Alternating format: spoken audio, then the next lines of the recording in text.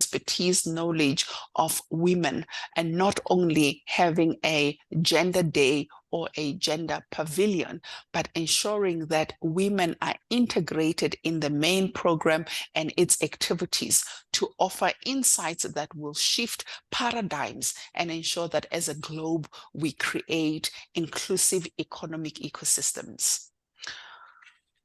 My first speaker today is Mr. Mafa Matlala, who has been very supportive in the last 4 webinars that he has presented, various technologies that are sought after by electricity utilities.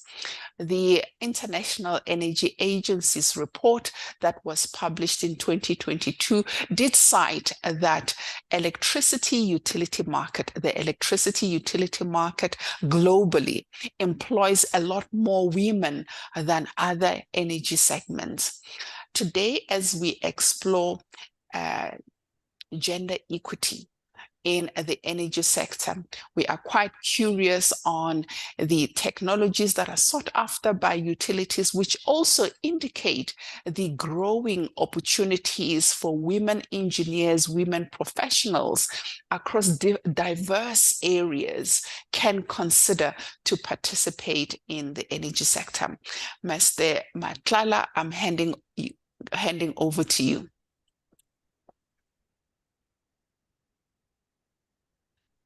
Excuse me, sir, you are on mute.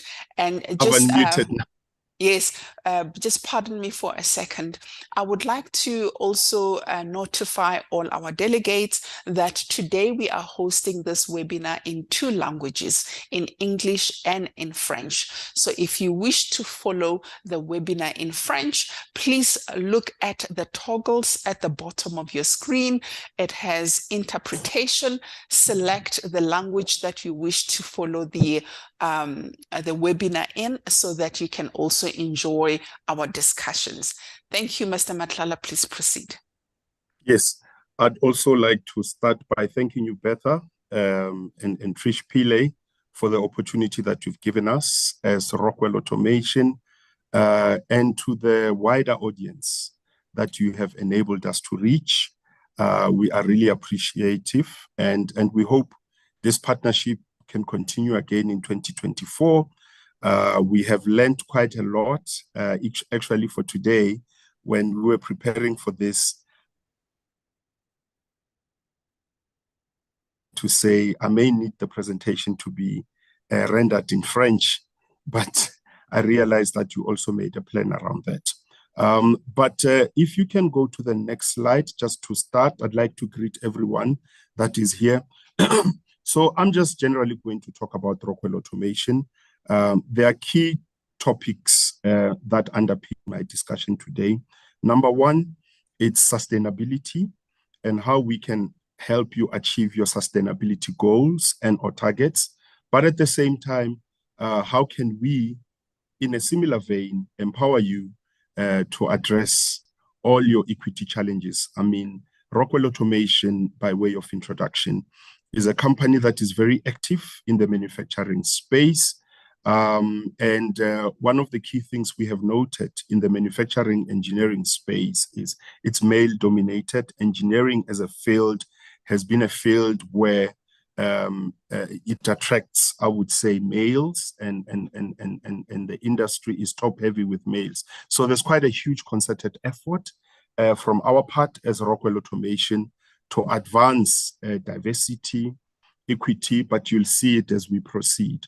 So I'm going to cover quickly who are we as Rockwell, what brands we have, the type of industries that we serve, and I'll talk a little bit around the connected enterprise, how we enable sustainability within our factories and with the customers that we serve, and the 3 key pillars for us for sustainability achievement is our customers, our company as Rockwell Automation, and the communities that we serve in.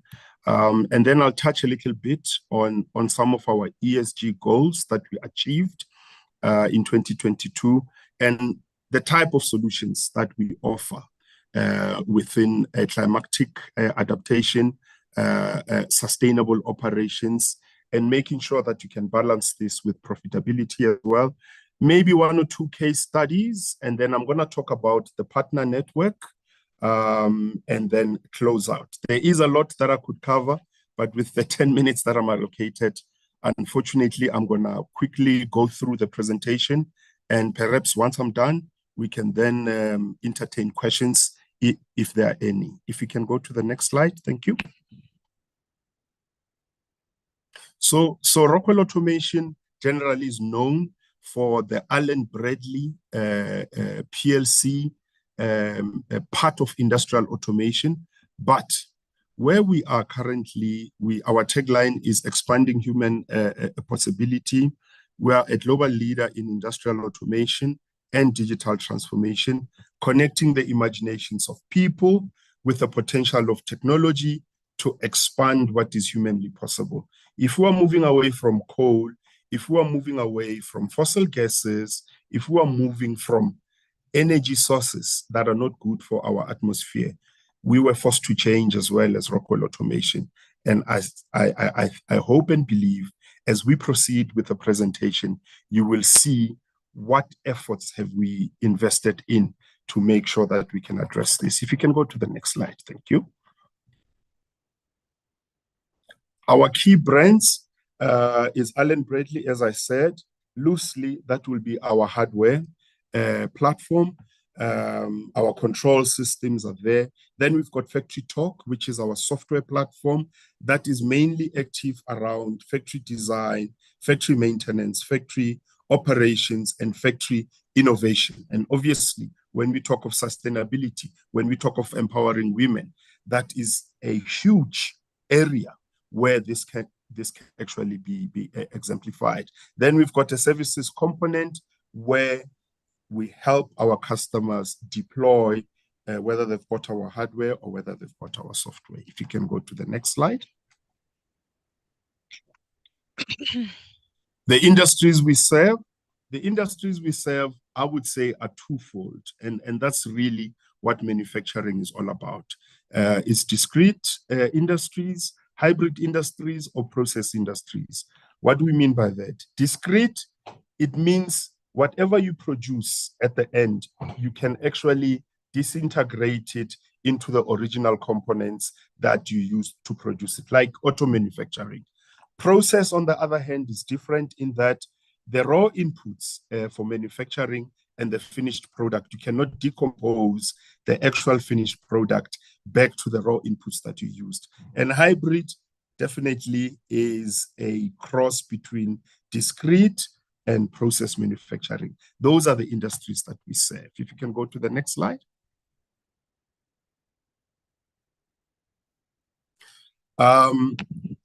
What is key and what is important? If you look at all the industrial revolutions, I think everyone is saying either on the 4th industrial revolution or the 5th industrial revolution, and the key underpinning message there is data. How do we use data that is generated in manufacturing to get insights into our operations that will enable us to achieve on all those stated goals? Because remember, whether you like it or not, in any manufacturing entity, you have the plant floor where the products are made, right? You have the technology that has been deployed there for quite some time.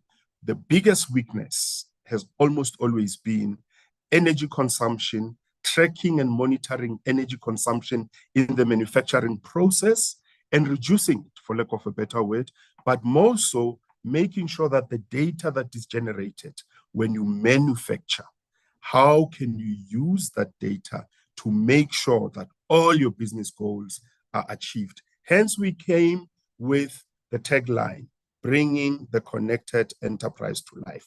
Because without connecting plant floor technology with enterprise systems at the top, you can imagine how many goals most manufacturing companies miss. So our biggest thing is to connect people, to connect processes, to connect technologies by using networks and converging everything that will work.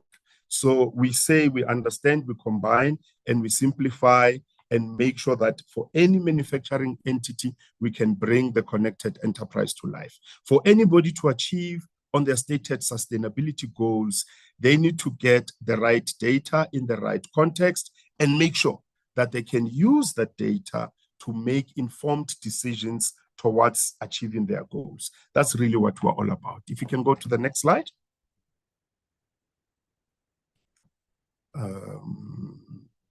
Not able to see this one. Oh yeah, perfect.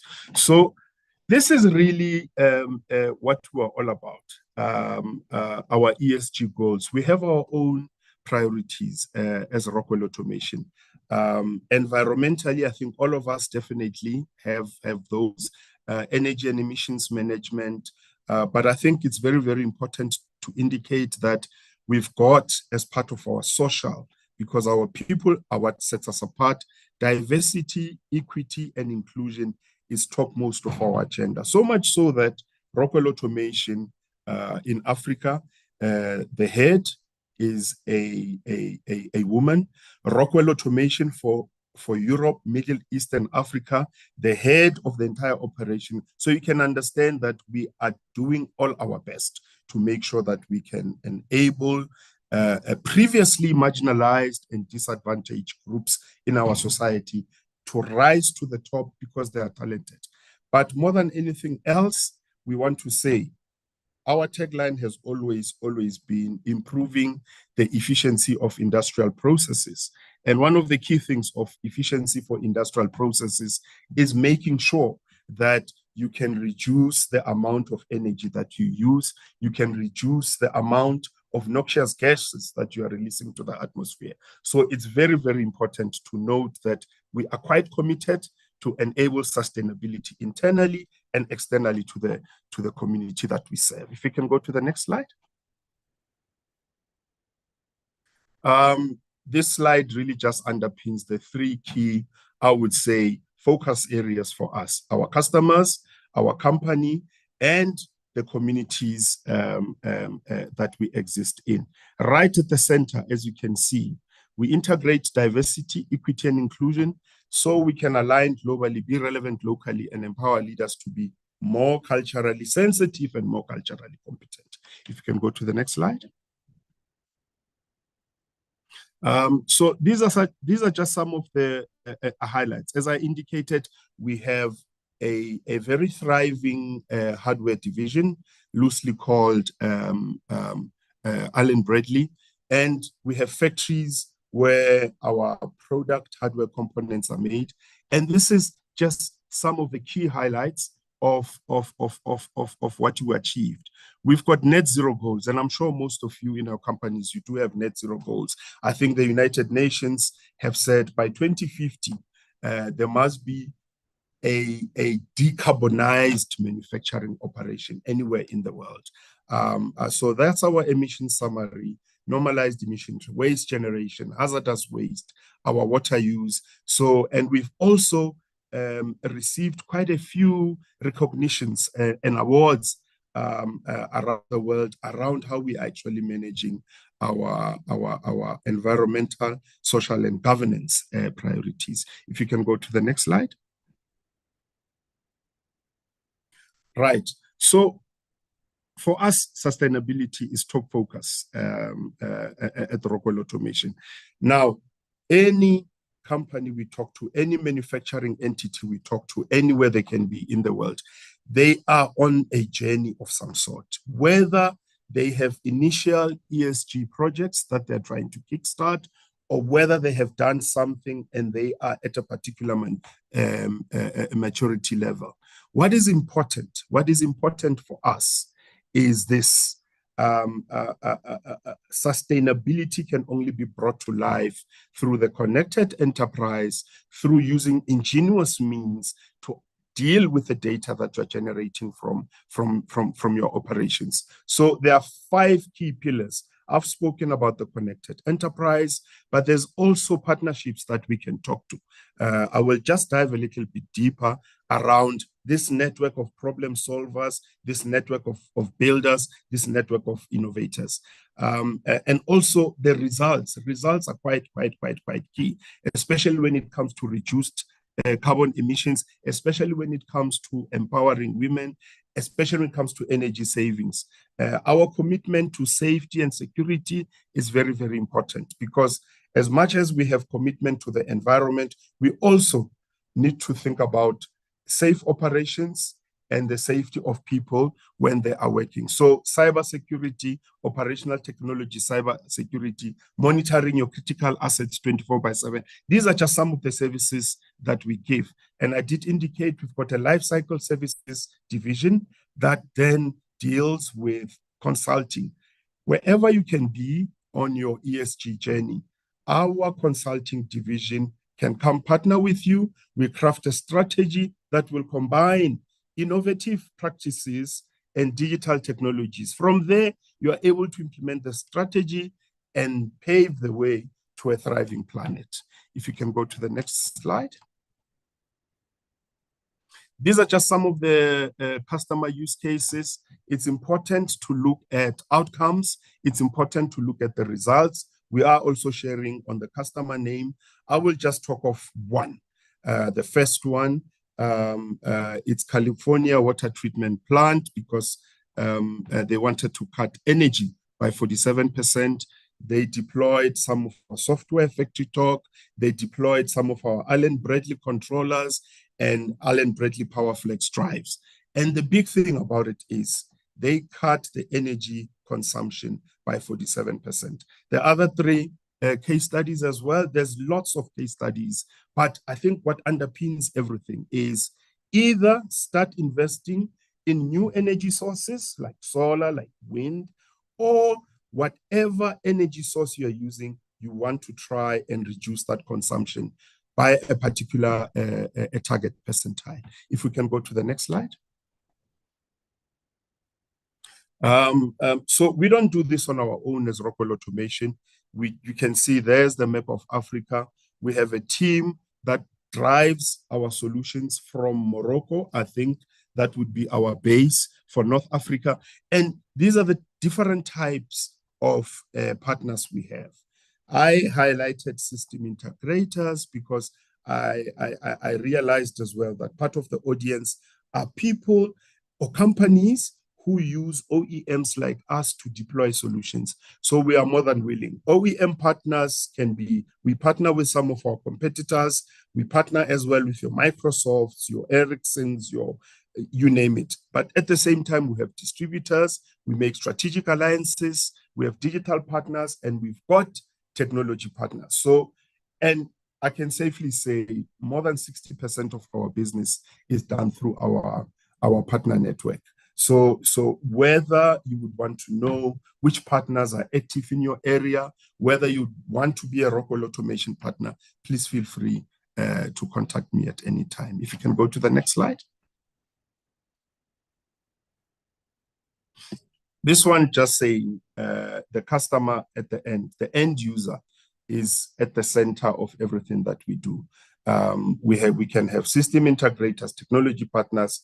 That ecosystem is there. The Rockwell Automation Partner Network by Rockwell Automation is there to serve them. So we're very, very customer centric. If you can go to the next slide. Yeah, I think that's really what I wanted to say. I try to compress as much information, but more than anything else, expanding human possibility. Climatic adaptation is a result, obviously, of unchecked emissions that we've been doing for years and years, but it's humanly possible for us to alter the path that our planet must take. And we believe we've got teams, we've got technologies to make it happen. And if you need more information, if you would want experts to come and talk to you around how we can actually help you craft strategies, regardless of where you are with your ESG journey, we are more than happy to come and talk to you. And I hope you enjoyed my presentation. And thank you for the opportunity. I don't know if there are any questions. Thank you so much, Mr. Mafa. As always, your presentations are always insightful. illuminating the advancement of technology, not only in the energy space, but across different sectors. And Rockwell Automation is playing such a pivotal role, pulling together different segments of the ecosystem into an optimal technology-driven environment. Why is this presentation important? One of the things we hope to showcase and we hope to bring light to as AWEaP is the multitude of career opportunities that exist, that there are different entry points that require different qualifications and different expertise. And women, youth, or even persons with disability should not be constrained by traditional roles in sectors. They're emerging jobs and job opportunities to consider. And this presentation says, here are the advancements in technology. This is how we connect plant or machinery to enterprise technology through networks to ensure efficient performance in an area. What can you research further? By visiting Rockwell Automation's website, by making contact with Mr. Mafa to understand an area that resonates with your interest so that you can start preparing yourself and positioning yourself for such opportunities as they arise. So this applies for career growth, professional growth, and it also applies to those who are involved in policy design, to ensure that you create an enabling environment for technology adaptation. It also applies for entrepreneurs that would like to participate in the energy sector, perhaps as a systems integrator or a distributor in the environment. Whether you're a system integrator or a distributor, you can approach Rockwell to see how you can partner with them as a channel partner, and you will discover the various skills development programs they have, the business development support that they have for North Africa and other regions on the continent.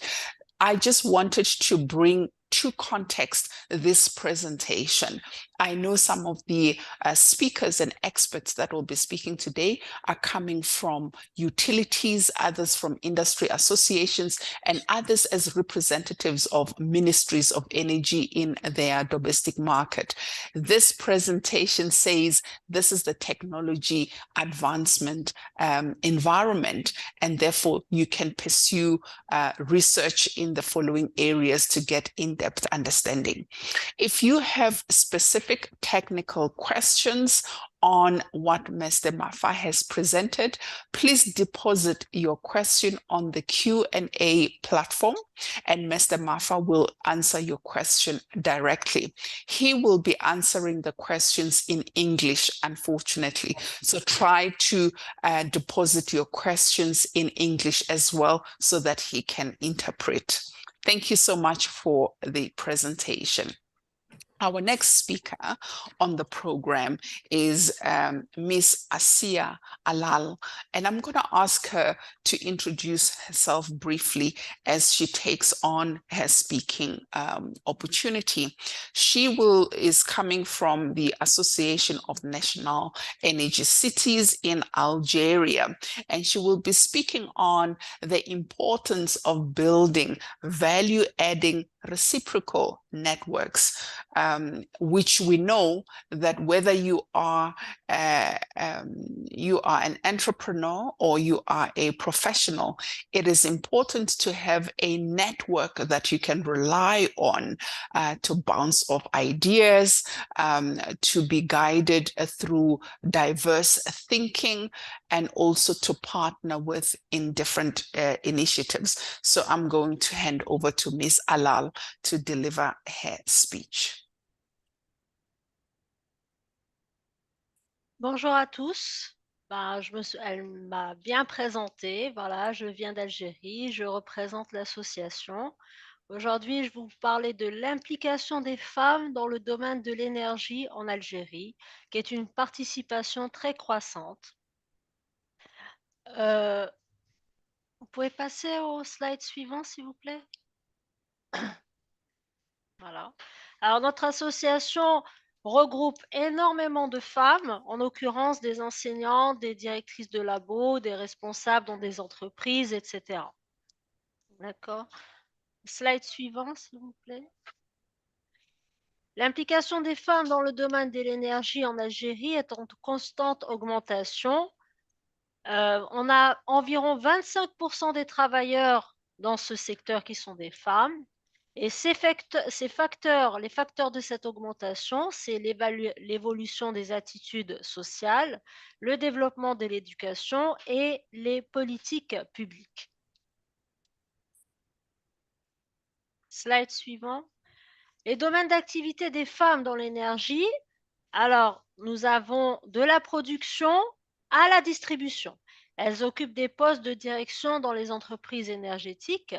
Elles sont présentes dans les organismes professionnels. Elles font des formations, elles sont dans les associations. Elles sont très actives dans le domaine énergétique.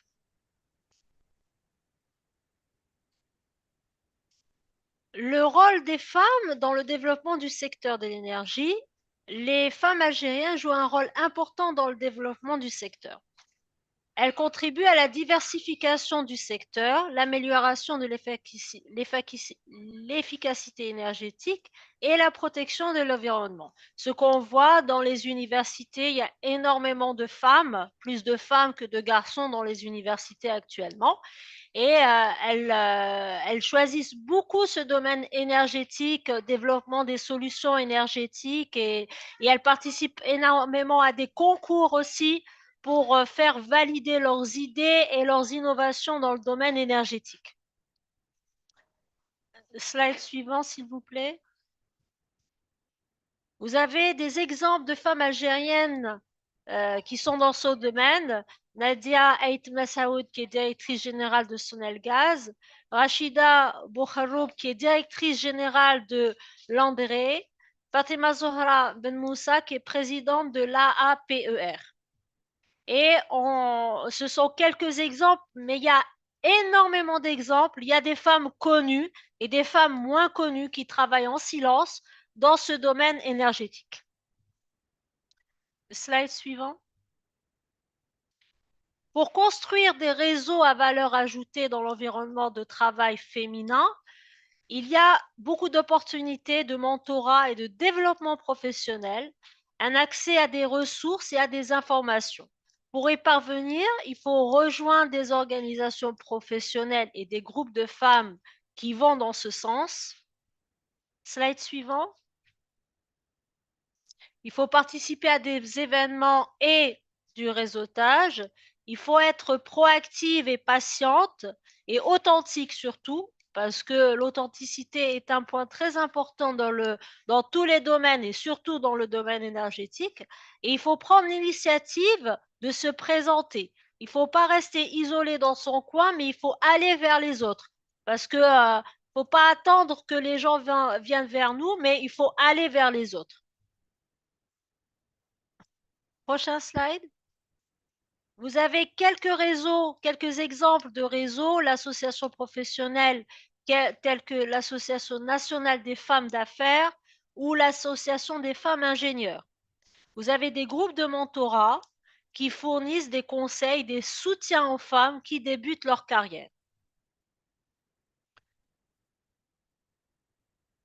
Pour conclure, il faudrait renforcer les politiques publiques visant à promouvoir l'égalité des sexes dans le secteur de l'énergie.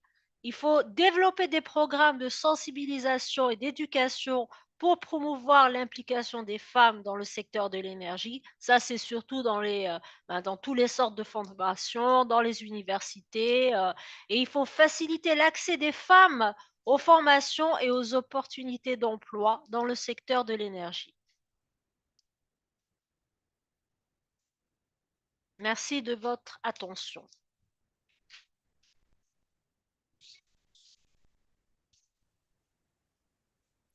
Thank you so much for that presentation. I'm always excited and encouraged to hear from leading women in different parts of the continent and to learn that we are facing similar challenges when we look at the integration of women in economic sectors, especially technical sectors such as the energy sector.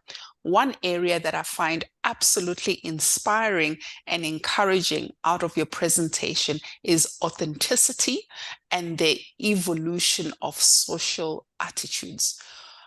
In many studies, we have seen that social attitudes that make up our cultural background as one of the barriers that decelerate the participation of women in different sectors. And I'm really encouraged to learn that you are observing that in Algeria, there's an evolution of social attitude towards embracing the participation of women in traditionally male-dominated sectors, such as the energy sector. Authenticity is truly a competitive advantage. We do not have to change ourselves. In fact, I was attending an award ceremony last week, and one of the leading speakers said women are like catalysts. If you look at the definition of a catalyst, it does not change its form, but it influences its environment. And so authenticity is really at the center of success. Thank you so much for sharing with us the advancement that, the progress that Algeria has made to embrace women's participation in the energy sector. Indeed, we must all make sure that women can access skills development programs with ease. And we must ensure that we have awareness creation programs that reaches different parts of our domestic market so that we can excite, we can encourage girls and women to look at career opportunities and entrepreneurial opportunities in sectors that traditionally they would not have considered. Thank you so much for that insightful presentation. And I wish you a wonderful festive season going into our holidays. Our next speaker I'm very proud to introduce is our country chairperson for Tunisia. She is participating in our webinar series, webinar number 33, for the first time. And I had the privilege to meet Ms. Miriam Mbarek in Turkey when we had our B2B mission, where we took 27 women entrepreneurs from 7 countries to an energy event in Turkey. This is again one of our flagship programs that we will carry on into 2024, and we look forward to greater participation from North Africa. This meeting is being recorded. So Ms. Miriam, you are welcome. I'm excited to have you at this webinar, and I'm giving you the opportunity to deliver your speech. Yes, thank you, Becca. Thank you all. Sorry, Ms. Miriam, Yes, we have feedback from one of your devices. If you're connecting from 2 devices, one of them has to be mute so that we can, so that you are clear. So I'm not sure which one is your main presentation device. No, it's only one device. Just one moment, please. Okay. While we are waiting for Ms. Miriam to just sort out her connection, I invite you to deposit your questions on the Q&A platform. Remember to choose the language that you wish to follow the webinar in. We have French and English today, and so you can comfortably follow the webinar. Use the chat platform to introduce yourself, introduce your organization, share your email, and connect with other colleagues from different parts of the world that have joined us at this webinar.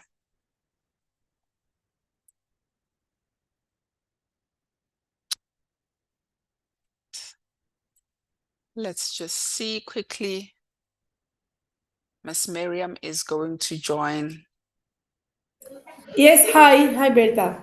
A lot better. We can now definitely hear you. You are nice and clear. Please proceed with your presentation. Yes, so thank you for giving me the opportunity to participate in that session and that webinar. So I will change the presentation because this one, it was like focusing mainly on the renewable energy in Tunisia, but I prefer to speak regarding the gender, let's say, the gender, how the role of the female engineers and the female in Tunisia in the sector of renewable energy. So let me share my presentation, please.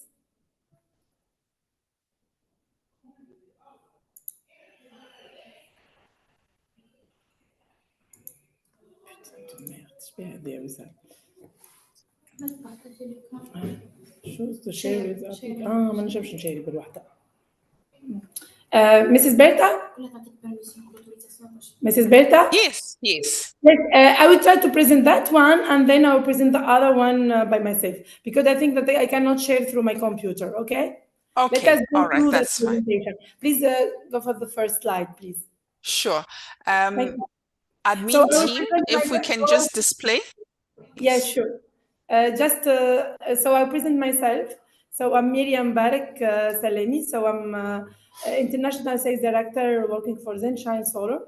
So we are a Chinese manufacturer of PV panels, and now also I have my own company in Tunisia. So I'm doing like studies, installation. I'm also doing EPC, like engineering, procurement, and construction in Tunisia and in all Africa.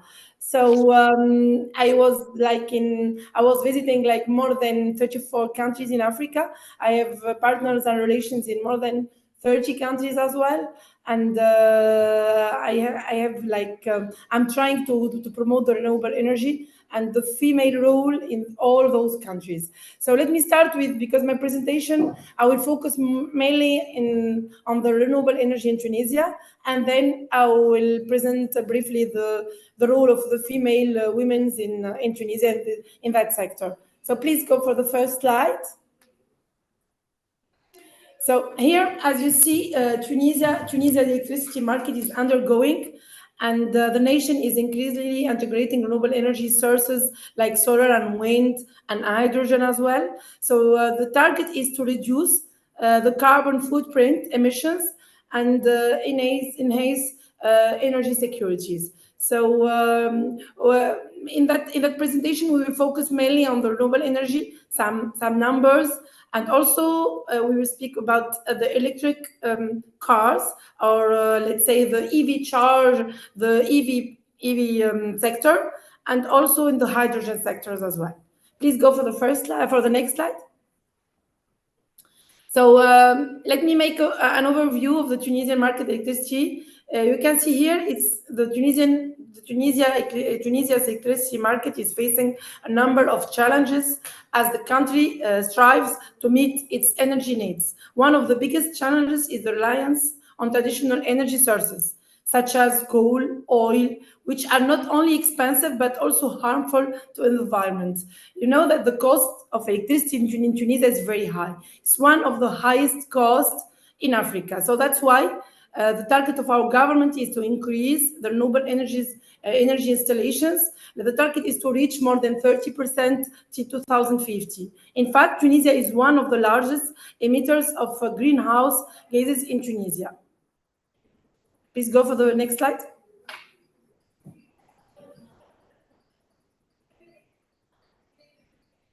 And let us see here the investment. You know that in Tunisia we launched the last tenders. It was like more than 100 megawatts, 10 projects. Each project is 1 mega. 5 projects, each one is 10 mega. And now we are launching new tenders. Each one is 100 mega. So the total, let's see, is more than 600 mega. And we can see Tunisian actors and African actors. And we can see also foreigner actors, like actors from Italy, from a MENA region, and from other countries as well. So another challenge is the lack of investment in the electricity sector, which has led to an aging and infrastructure and frequent power. This has had a negative impact on businesses and also households, and has hindered economic growth. So that's why the target of Tunisia now is to encourage the foreigner to invest in the renewable energy sector. Let's go to the next slide, please. So renewable energy in Tunisia, Tunisia has the potential to become a leader in renewable energy sources, including solar, wind, and hydropower. Not only do these sources offer lower cost compared to traditional energy sources, but they also have reduced the environment impact. As I told you, because regarding the return of investment here, we give like between 2 to 4 years return of investment. Compared to other countries in our region, is like more than 5 years return of investment, because of the high cost of electricity, and because of also now we are discussing a low cost of renewable energy. We are seeing like this year the cost of panels is decreasing. The price of other components like inverters and other components is decreasing as well. So that's why the return of investment in Tunisia is between 2 to 4 years. Let's go to the next slide, please. So now, even through most of Tunisia's energy, we still come from things like oil and gas. For now, there is a big possibility for more electricity to come from wind and also sunlight in the future. You know that we have more than 3,200 sun hours in Tunisia. So that's why our government and all the associations here in Tunisia are encouraging that sector. The governments want to use more clean energy because more people in the country need electricity starting from 2050 to 2050. They made a rule that says company can make and use clean energy. And also we see that the government is supporting our residentials and our companies to switch to the renewable energy. And then by giving them like 30% as supports from the whole cost, and also for some other users like medium voltage user, they are giving more than 30% as incentives to improve that sector. So please go to the next slide. So we can see some numbers here. Installed electricity generation capacity in megawatt, let's say. We see like 5.31 megawatt in 2016, and 2020 it's around 6K megawatts. So through March 2022, Tunisia has about 472 megawatts of installed renewable energy capacity, of which 244 was wind power, 166 megawatt solar power, and 62 megawatt hydroelectric power, representing a combined 80% of national energy production. So we can see like the target is, as I told you, the fine goal is to reach 21 gigawatt by 2050, covering 80%. It's too optimistic, let's say. Let me say that maybe we can reach around 30 to 25% by 2050. Can you go for the next slide, please? Next slide. But now we are speaking regarding new field in Tunisia, which is the battery storage. The battery storage is the critical component of Tunisia's transition for renewable energy. Now, let's say regarding the battery storage, and let's say we are trying to promote the ESS. Let's say ESS is one of the, let's say, one of the sources of power during times of lower renewable energy production. In addition to improving the stability of the grid, battery storage can also help reduce costs by allowing energy to be stored during times. And it's a very good thing, mainly for the medium voltage use, for the auto production and motorization use. It's mainly for the industrial use, let's say. Can you go for the next slide, please? So electric vehicle cars in Tunisia have the potential to revolutionize transportation in Tunisia by reducing emissions, allowing fuel costs. However, the country faced several challenges in adopting the technology, including a lack of charging infrastructure and high upfront costs. But we can see like some incentives regarding the rate, the percent or the percentage of customs is around now 0% for electric cars. It's something like incentives, and we're trying to prepare our infrastructure to put more EV chargers in many places, like in the and the oil and gas in the oil stations and other places as well. So, and we're trying to handle the upfront cost as well. Please go to the next slide. So to overcome these challenges, Tunisia has implemented several initiatives such as offering tax incentives, as I told you, and also for electric vehicle purchase and installing public charging stations. Additionally, successful electric cars projects like the deployment of electric buses in Tunisia serve an example of the benefit of this technology. We can see some electric cars like the BYD, like BMW, Toyota, and other cars. And also, we are very proud to announce that we are producing our own electric cars in Tunisia. So last month we produced the first electric cars made in Tunisia, and it was launched like the government was encouraging that factory to produce more and more cars, electric cars, because it's like it's a challenging for us. So can you go for the next slide, please? The next. Conclusion. So in conclusion, Tunisia electricity market stands on the three horse, a greener and more advanced era, which is increasing reliance on renewable energy sources and the implementation of battery storage. So the country is driving a vital transition towards sustainability at the moment for electrification. So now we can see that Tunisia is electrified around 99%. And also, we hope that we can reach the target to switch to the renewable energy to 30%.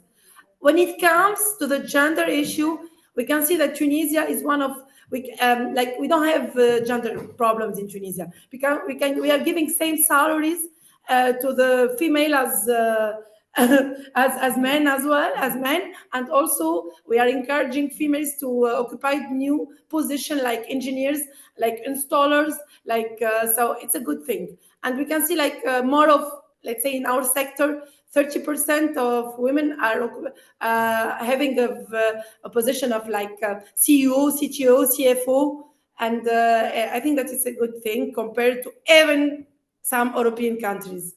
Thank you so much.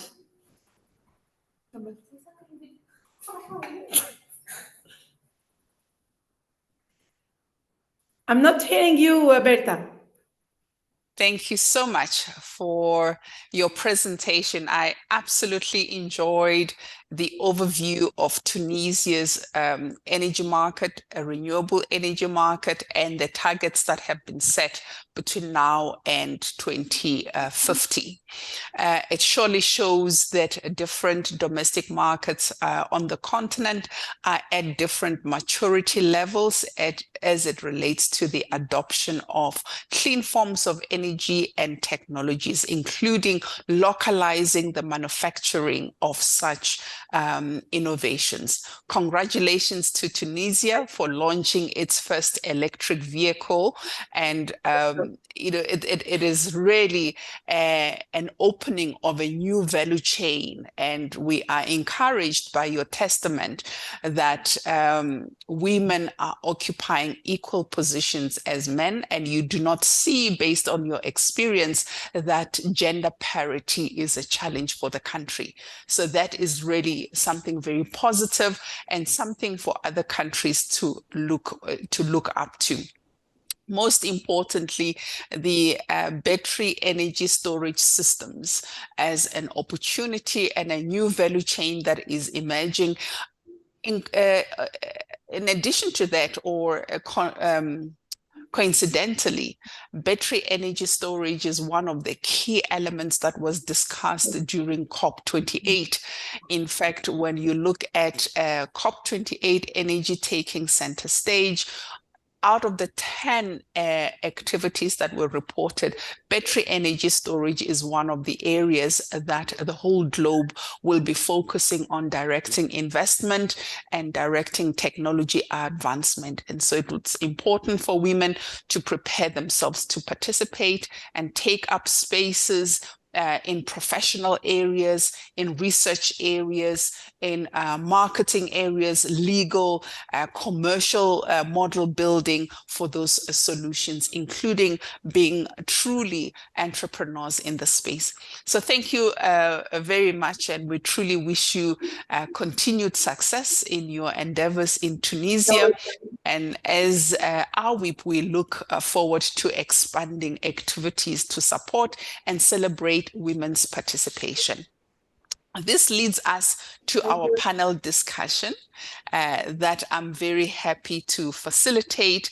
The panel discussion has the following topic: a spotlight on employment equity in the energy and power sector.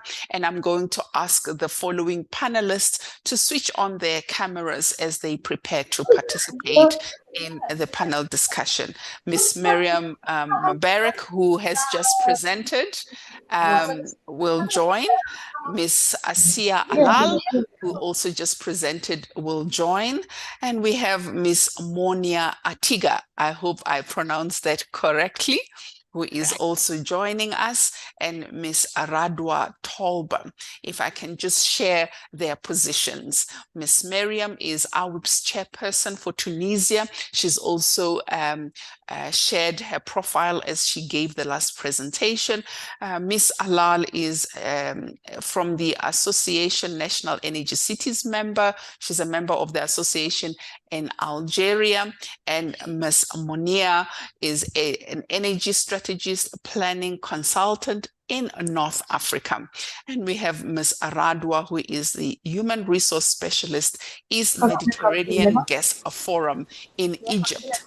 And ladies, I am very privileged. Ms. Miriam, if you can mute for a second. Thank you. I'm very privileged to have you join the webinar, and most importantly, to prepare and invest time to have this discussion where we're putting a spotlight on employment equity in the energy and power sector. My first questions are directed to Ms. Miriam, and I would like to ask the following question: how can we join forces to propel employment equity in the dynamic energy and power sector, unlocking the full spectrum of talents and diverse contributions from women? Ms. Miriam, your contribution to that question? Yes, sure, I can contribute to that question. So maybe for me, my suggestion is that to organize or have some conferences, webinars, when we invite all women, we try to exchange regarding our different cultures, our know-how in different sectors, and then we try also to encourage women to occupy new important position and important position like CTO, as I say, CEO. Maybe we can participate in other conferences. Ms. Miriam, we can encourage women to occupy also ministers' roles in order to encourage them to launch new projects, why we cannot see women launching a new electric car, or to be a CEO of a factory producing electric cars. So we can do that. We can see Mrs. Eshraf, she's one of the participants here.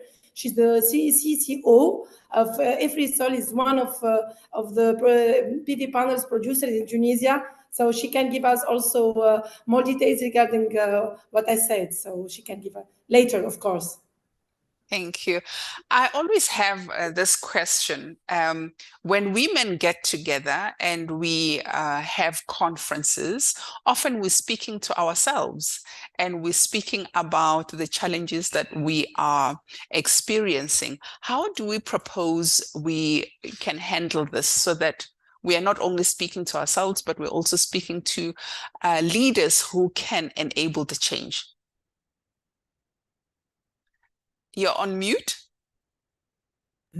That's why we need to invite leaders to that session, like GIZ or maybe like German associations. We can invite some like key persons working in the ministry and in the national electricity companies. So that's why we need to show what we know. We need to show our know-how. You know, Berta.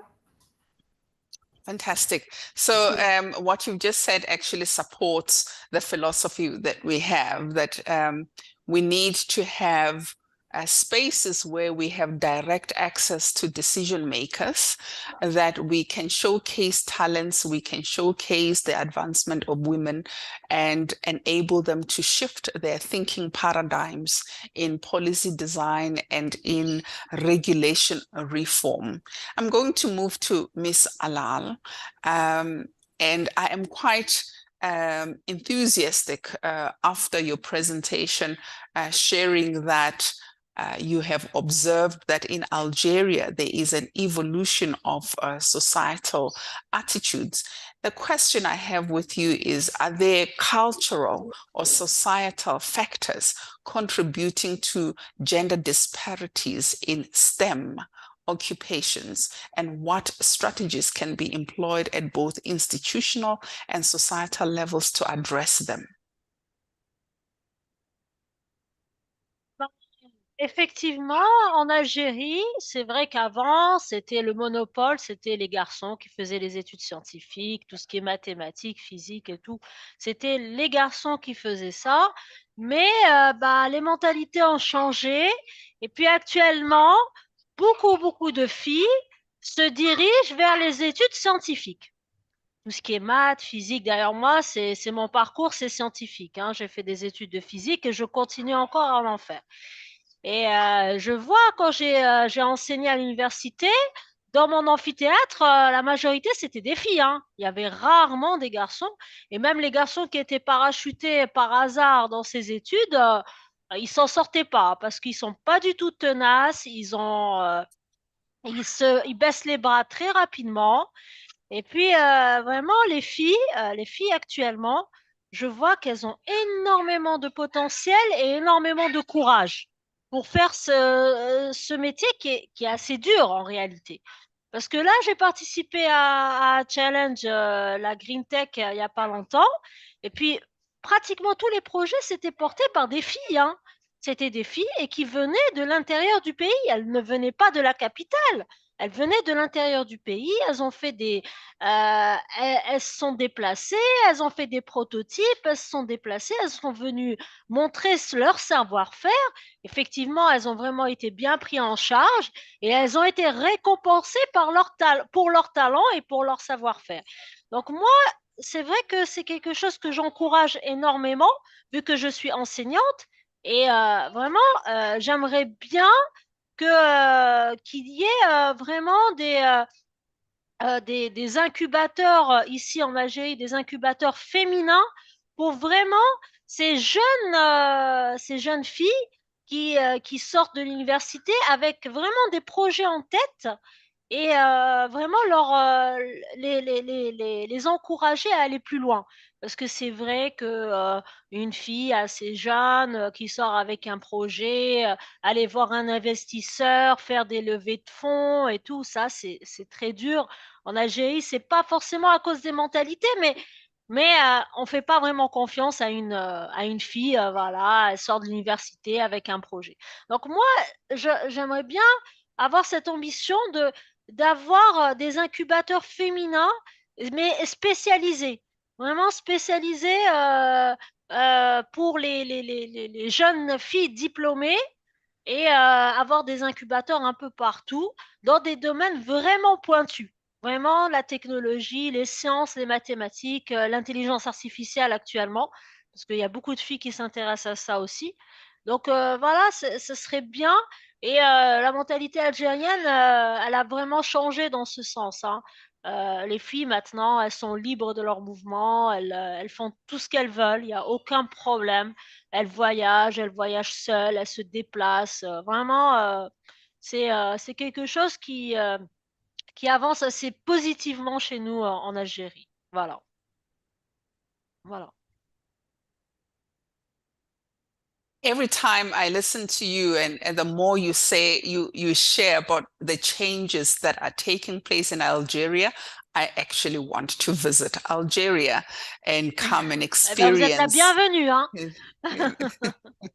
Voilà. You know, to visit Algeria and experience this vibrant change and look at how we can collaborate in establishing the incubators that you are talking about that would enable access to finance, access to technology, access to market, access to skills development, and of course, expand networks for girls and women. Thank you so much for that very assertive contribution on the progress that Algeria has made. Ms. Monia, I hope I'm pronouncing your name yes, correctly. Perfectly right. Yes, it is Monia. Thank you so much, Bertha. That's fantastic. You are an energy strategic planning expert for North Africa, and I believe you would have a more broad perspective of North African countries and their performance. And I'm going to combine these two questions for you. How would you describe the current status of gender representation in the energy sector across Morocco, Tunisia, Libya, and Egypt? And we've already heard from Ms. Miriam around Tunisia, but also what are the specific obstacles that women encounter when pursuing and advancing their careers in the energy industry in Middle East and North Africa, from your experience, your interactions, and your perspective? Yeah, thank you so much for the invite and for all the inspiring presentations. Thank you so much. To be honest, it's really refreshing and inspiring to hear what Mariam and Asia were saying about the advancement in women representation in Tunisia and Algeria. And I believe that the results will show themselves in the coming years. A very, very important aspect of North Africa. North Africa countries are different in terms of the stability, energy spectrum, also social culture, etc., and also the language spoken in different countries. But I tend to see that we as if we can generalize, I think we will see more and more women representing and taking part in the energy sector. Specifically, as Asia was saying about, seeing more girls in STEM, I would see more graduates in engineering. The stereotype will be an obstacle. That the oil and gas sector has been always perceived as a male-dominant sector. Even, if you join in the early stage of your career, it gets harder to progress your career throughout the challenges that, it's either a social or culture or demand of these jobs. I would also highlight a very important factor of North Africa is that its location. I mean, North Africa is really the link between Europe and Africa, and here lays an opportunities for women to participate and collaborate.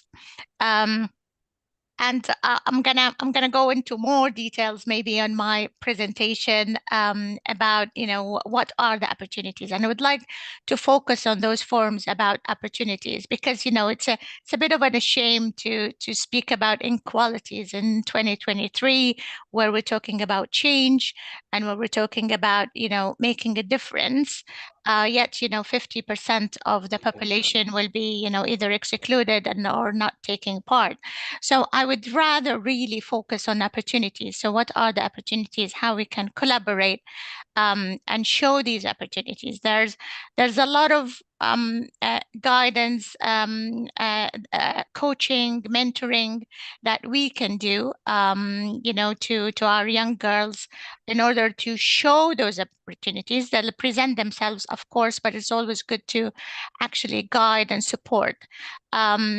SMEs is really key for economic development, and I think it's also key to educate and create that safe incubators, accelerators, where SMEs and women-led businesses can get the knowledge to start up their businesses, have innovation hubs where they can actually develop those ideas into businesses and grow and scale within the region.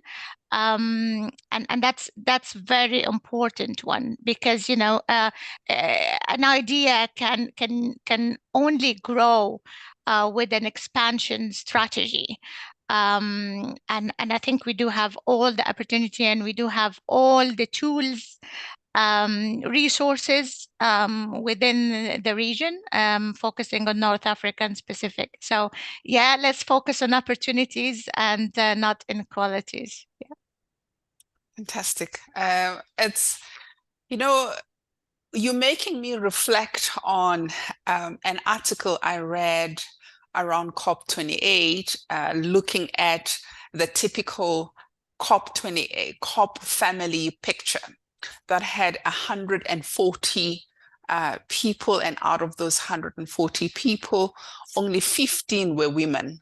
And yes, it is a concern that in 2023, we are still talking about gender parity. We are still talking about inequality. We should be seeing, accelerated progress. And I can't wait to listen to your presentation on opportunities. Yeah, just add a point that I just landed last night from COP28. So all my notes were driven, and I think reflections of those wonderful days that I had there. I'd been there, yeah. Attended. Fantastic. It will be a great pleasure to share your direct experience at COP28. Ms. Radwa, we are also very delighted to have you join us as Human Resource Specialist, East Mediterranean Guest Forum in Egypt. I just want to also remind our delegates that if you wish to follow this webinar in French or in English, you can choose the language of preference on your interpretation toggle. Can you share your personal experience or stories highlighting the influence of mentorship and support networks in assisting women in navigating and succeeding in the energy industry? Okay, thank you so much, Bertha. And hello all, this is Radwa Tolba from the East Mediterranean Gas Forum, as Bertha have introduced me, thankfully. And thank you for the opportunity to share our thoughts and to empower each other, let's say, as women in this webinar. As an HR professional working in the energy sector and the oil and gas companies, let's say I always look for the mysterious things in the human beings. So we are dealing with we have the mindset that we are always dealing with the human capital, and human capital includes all the genders and races and all the human beings. So in response for your question, Bertha, for the influence of mentorship, throughout my journey, I have encountered many mentors, and I think I'm lucky to have this. And one of my mentors was the Vice President for HR and Administration in the Egyptian Natural Gas Holding Company, and she's called Mrs. Sana El Hashri. She is now retired, and she gave me huge support in my early years of employment, and she was a real valuable mentor. She showed me how a woman could lead and lead by example, not just saying things or saying slogans and not doing with it. This is really leading by example. And at this stage, I was very young. I was still graduated, and she gave me real hand to enrich my area of expertise and to deal with many, let's say, senior people in order to enrich my my experience. So she was really a great mentor. I also get some support from the support networks, which I believe they play a crucial role in empowering women in male-dominated sector like the oil and gas and the energy sector, and to build for us a sustainable future, which is lean and equity and sustainability, which is powered by women building a sustainable future. They are an independent gender diversity and inclusion initiative operating under the Lean In organization umbrella. And they are a member-centric, diverse international network of women and allies. They are mainly supporting, empowering women to achieve their ambitions. And for myself, they are really empowering me. Just being around them, this makes things more empowering and gives us many positive, gives me myself many positive vibes. So I believe that this circle was very beneficial for me in my personal experience.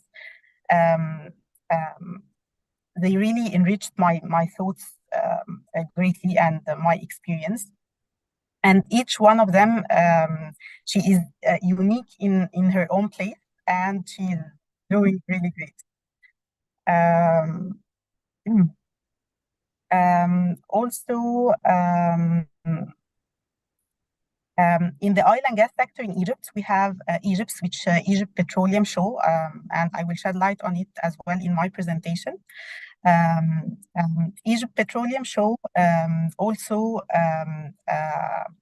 every year in the conference, there is one day which is totally dedicated to women and to celebrate, let's say, remarkable women in the oil and gas sector in Egypt, all over the sector, in the international, governmental, NGOs, any kind of oil and gas company in Egypt. They are dedicating one whole day in the 3 days conference to nominate women from different age categories to have 3 awards. And this is also very empowering, as Egypt, like all the North African countries, have less participation for women in the sector. So this have been happening for 5 years right now.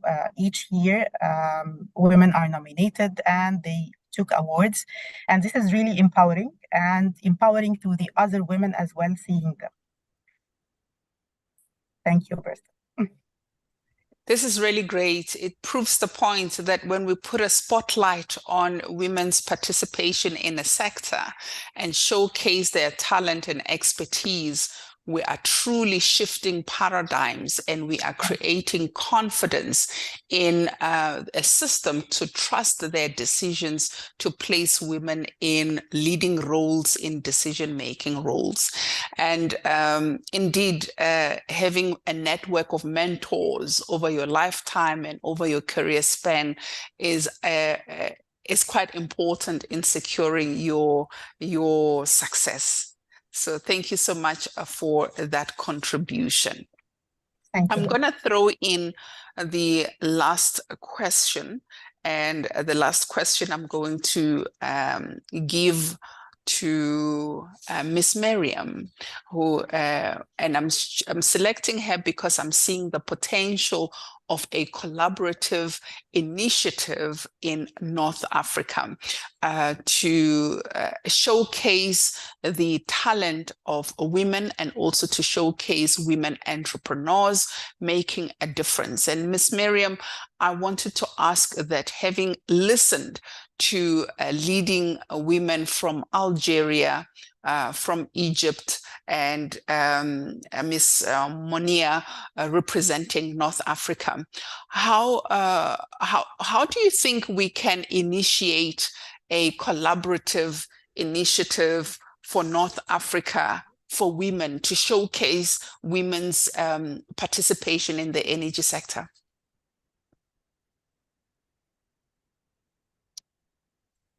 Miss Miriam, have we lost Miss Miriam?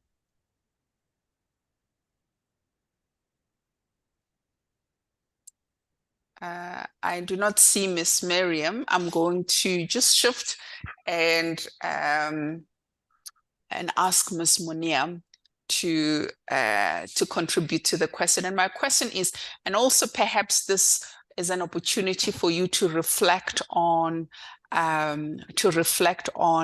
your experience at COP28, and to also reflect on its inclusivity and the gaps that exist, and how, as women on the continent, we can work together to be a formidable force in our domestic markets and abroad. Over to you, Ms. Monia.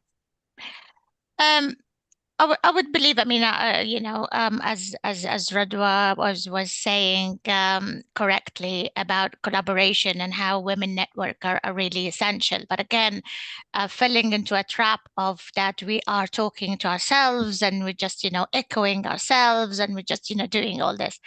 Now, a very important point that I'm going to highlight one again and again, I don't really mind repeating, is really the data and the visibility. So, all these success stories that I'm hearing today and I've been hearing at the COP, all the panelist speakers, very inspiring, very powerful. Being an Arab females or, being in North Africa in the MENA region, I think visibility is key. And we have a role to play for the young girls to actually, be bold and take, get into these opportunities, get into these areas, right? Don't really choose the safe and comfort zone. Really be bold on what you're doing and believe in what you're doing, having a purpose. So I think reflecting, as you said, I mean, some of the photos are a bit disturbing in terms of the diversity in the panels, but others are very, very inspiring in terms of how powerful those panelists were and how the achievements that they're making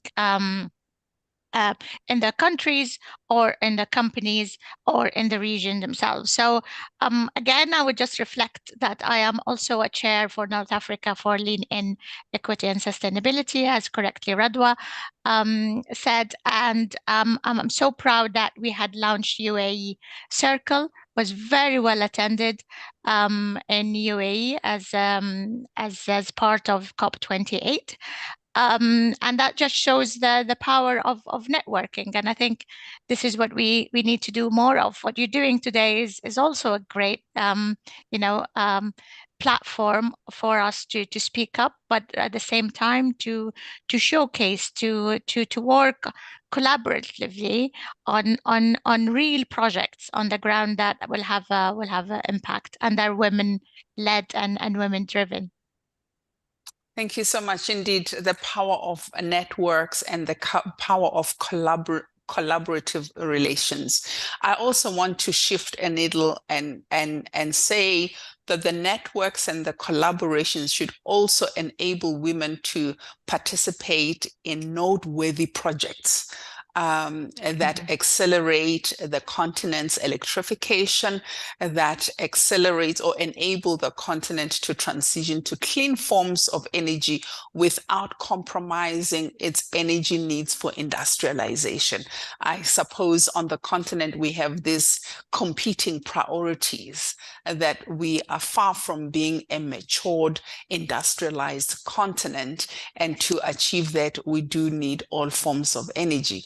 And these collaborative networks indeed are necessary so that women are not left behind. Ladies, thank you so much for this discussion. We're going to move swiftly into our presentation, starting with Ms. Monia, who is going to give us a presentation on access to finance, technology, skills development, and markets. She has already intimated that she has some opportunities to share. So over to you. Thank you so much, Bertha. I mean, as I said, in 10 minutes, there's a lot to say in terms of advancing women equity and energy sector for the North Africa region. Allow me to say that all the statistics that I'm going to show is really from a public source. So, from the great insights that I got from Mariam and Nasia and Radwa and everyone. I think a key element that we need to really work on is the power of data. We need to really show the right statistics in the region, use all the analytics to also foresee the future and plan for the future. So, when we set strategic planning, we need to understand where we are today. So we know where we're going and how to get there. So, and there are a bit of stereotyping again, referring to, what are the statistics that are telling us? Where are the issues, right? Is it really the STEM that is an issue? Is it really career advancement is an issue? Is it the social barriers? So I think, the power of data, and I'm going to say it again, and apology if there's any mistakes on any of the statistics or it's not reflecting what is on the ground today.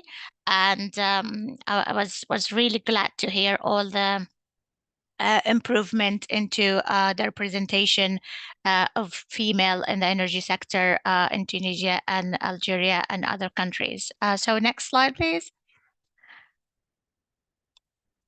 So barriers and challenges. I mean, there is still lack of representation. If we look at, a simple Google of listing the CEOs or energy ministers or CFOs, CTOs, as female figures. And I think if I ask the audience today to name one, they'll be struggling to do so. So there's still this lack of representation, and if there is even that presentation, I think visibility is the key. So showing ourselves, asking for speaking opportunities, participating in projects, etc. So I think we need to show that representation if it's there, and empower our young generation, and even the leadership to actually cherish and improve that representation within their organizations or countries in the region. Gender bias and discrimination, I would say, it's around stereotype, right? So it's affecting those advancements. And the stereotype is that there are male-dominant industries or sectors, and there are others for female and women. And I think all this is changing. I do have a young adult at home, and I can see how they see the opportunities in front of them, and they don't really see the barriers at all as a young female. Next slide, please. As I said, I think the location of North Africa and how specific each country is in terms of resources, being in Egypt or in Libya as an oil and gas producer, as with Algeria, being, pioneer in renewables, as, the great work that Morocco is doing, Tunisia, as I hear. Congratulations about the electrical vehicle. That's great news to hear, and I think we need to speak about it in every single event that we do, so to promote the success and the great work there.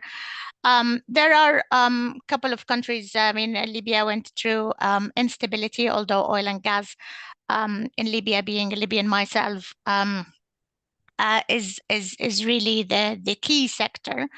And we see more and more women graduating from petroleum engineering, from engineering, taking roles into the oil and gas sector.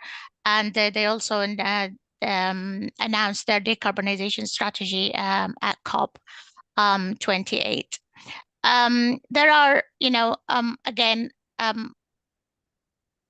easy to see how diverse is North Africa in terms of energy landscape, but at the same time, the diversity and the social and the education within the region.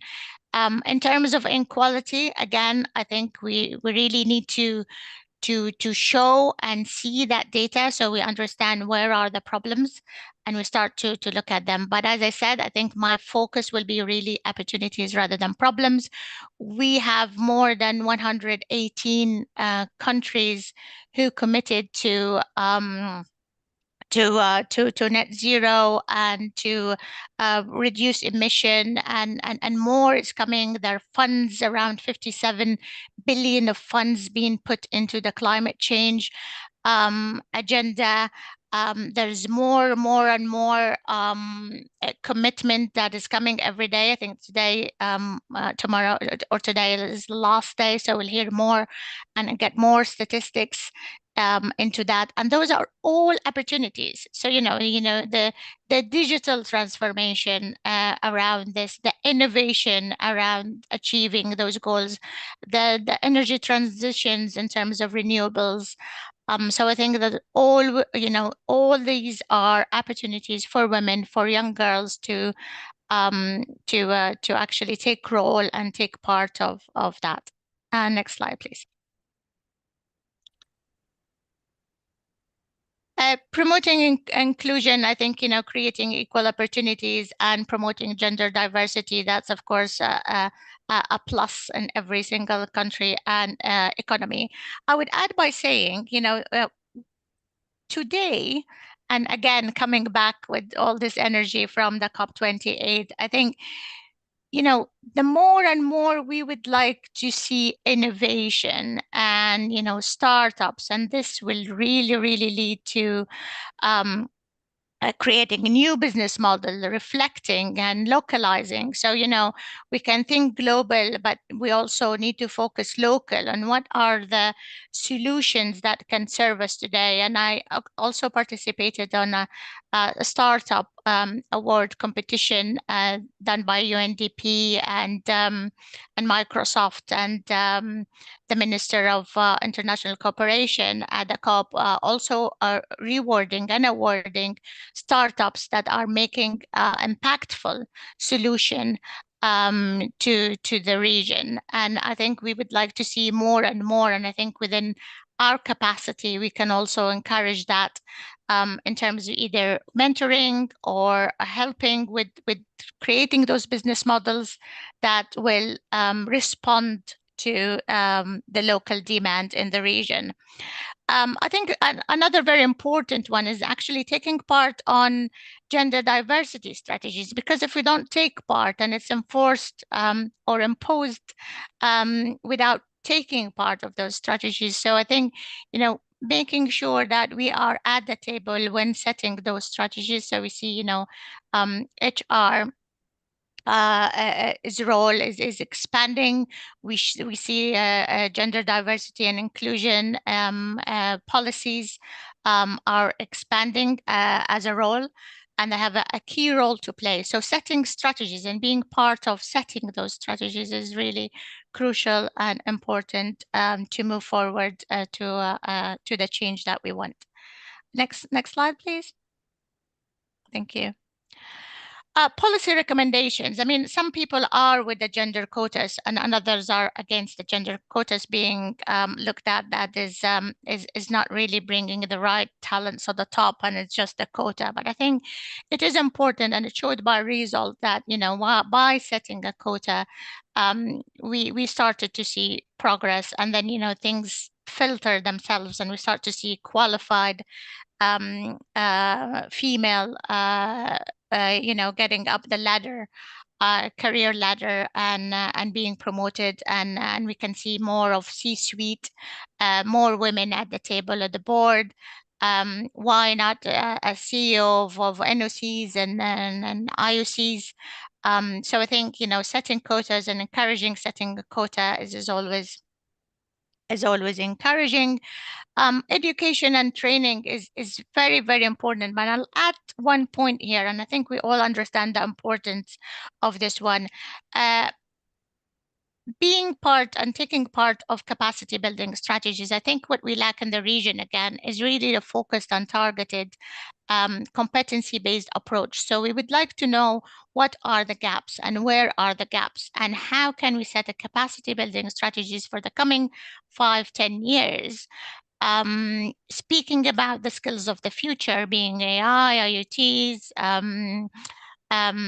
etc., all these, you know, advancements in technology, it's not a future anymore. The future skills are needed today and needed tomorrow. So, you know, from early stage of the education system, which is, I know it's very difficult to move and change with the pace that the technology is, the technology advancement and all the innovation and the skill set that are required. So in the future is today, and I would like to correct this statement because everyone is talking about the skills of the future.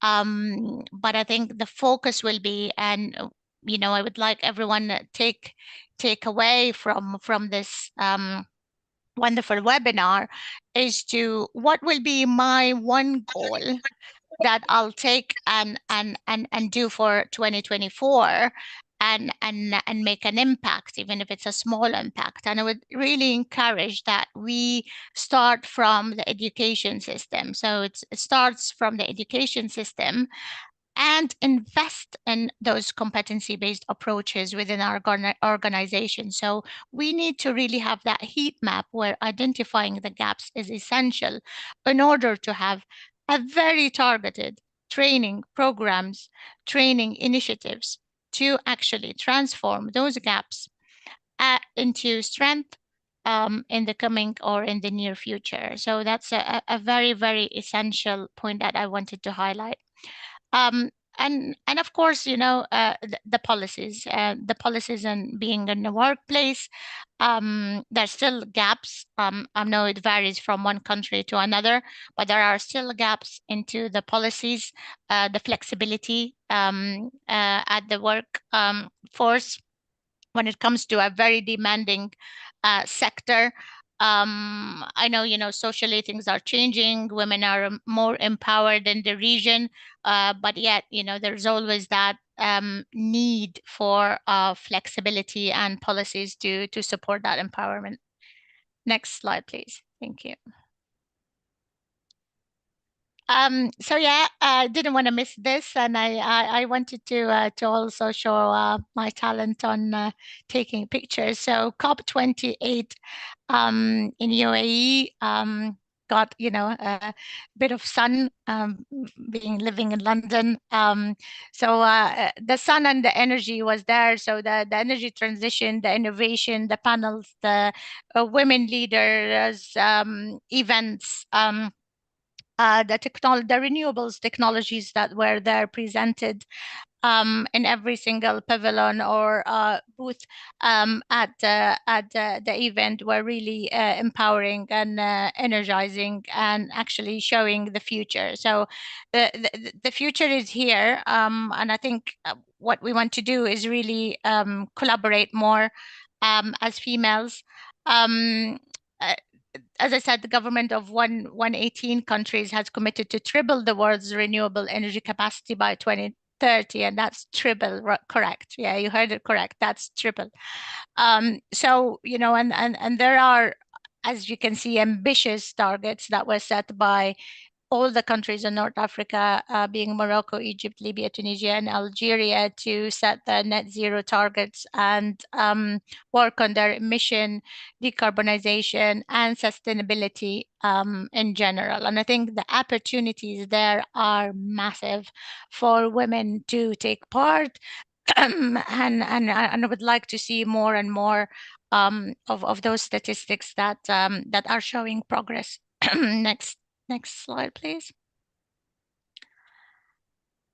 What will be the next step? I think promote STEM is always and being there, but I think for me is the focus should be on showing the career opportunities.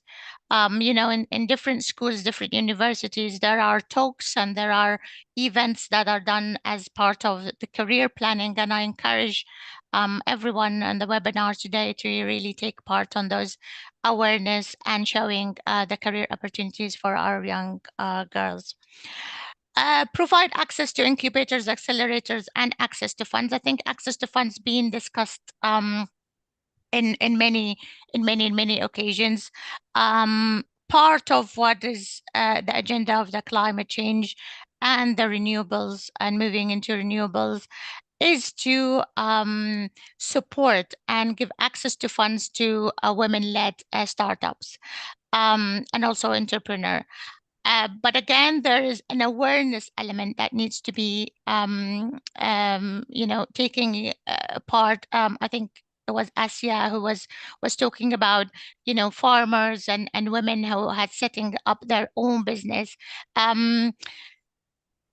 From looking at a spectrum and data statistics, there always, you know, the lack of funds is always an issue. So, you know, having that awareness of, you know, what are the source of funds available for these projects? How can we get access to those funds? Another very important element is actually preparing the business plan and being able to prepare, because, you know, remember, you know, can be an idea, a good business that's solving a certain problem, but, you know, the entrepreneur or the funder will not have the acronyms and the tools to access those funds. So, you know, to make it easier for them to access those funds that are distributed through either wallets for specific projects or teams or sectors, or as I said, being now part of the climate change and sustainability funding. Encouraging energy tech, participating in many of those awards. I see that we need to also encourage energy tech solution and entrepreneurs to innovate, showcase, but at the same time collaborate. And I think this is the power of we want to see in North Africa, is to collaborate and scale up those startups and those small businesses within the region and offer those solutions within the region and more. So I touched base on partnership and collaboration and the power of networking. So I think networking is really key. We need to get more and more. So please, you know, feel free to connect with me on this one. I'm really keen to make 2024 a North Africa Women in Energy year. So please, let's collaborate. Let's have a conversation. Let's set all these events. The events on Egypt, we will be participating. I will be personally participating in. So, you know, participation is key and visibility is key. Policy advocacy, so policies, national, organizational, to promote gender, encourage those equal opportunities policies in the energy sector more and more. If there are any gaps, please highlight and collaborate with HR and with leadership team to improve and reflect and solve the challenges. Next slide, please. I think that's the last slide. I will use that the trio to change, and I think this is something I always talk about. So it's people, energy, and technology, and I think people meaning people, and it meaning the more inclusive we are, the more diverse we are, the more we have the innovative mindset, and that will be our trio to change. I will also end with Unite, Act, and Deliver, and that was part of, again, the COP28. So when we unite, we act, and we deliver. And thank you so much again for this opportunity. It's been great to hear from everyone. And yeah, 2024 is Women in Energy in North Africa year. Thank you so much. I am absolutely delighted to hear that 2024 is Women in Africa, Women in Energy North Africa, because as AWEaP, we are ready to partner with Lean In Equity. We are ready to partner with leaders in North Africa. We are ready to collaborate with associations coming from all regions on the continent, and to truly solidify our position as women in energy, not only through voice, but through demonstrating the impact we are having through projects, through careers, through policy, through research, and other areas of the ecosystem that we are able to influence. One of the things that I have gained from your presentation is this balanced view of COP28. As you're saying, some of the pictures are as devastating as some of the pictures are as devastating, while some of the panelists where women leaders were participating were just as powerful and inspiring and indicative of the progress that women are making in spaces. We are all hoping for a more inclusive COP28, where the pictures will also mirror the impact that was in pockets. And congratulations for your participation at COP28, and thank you for sharing the insights that you have shared. We look forward to working with you into 2024. Thank you so much, Bertha. Thank you so much, Joel. Fantastic. Our next speaker is Engineer Fahima Zaidan, who is coming from Libya, and she is representing the electricity utility in Libya, which is Libya's General Electricity Company.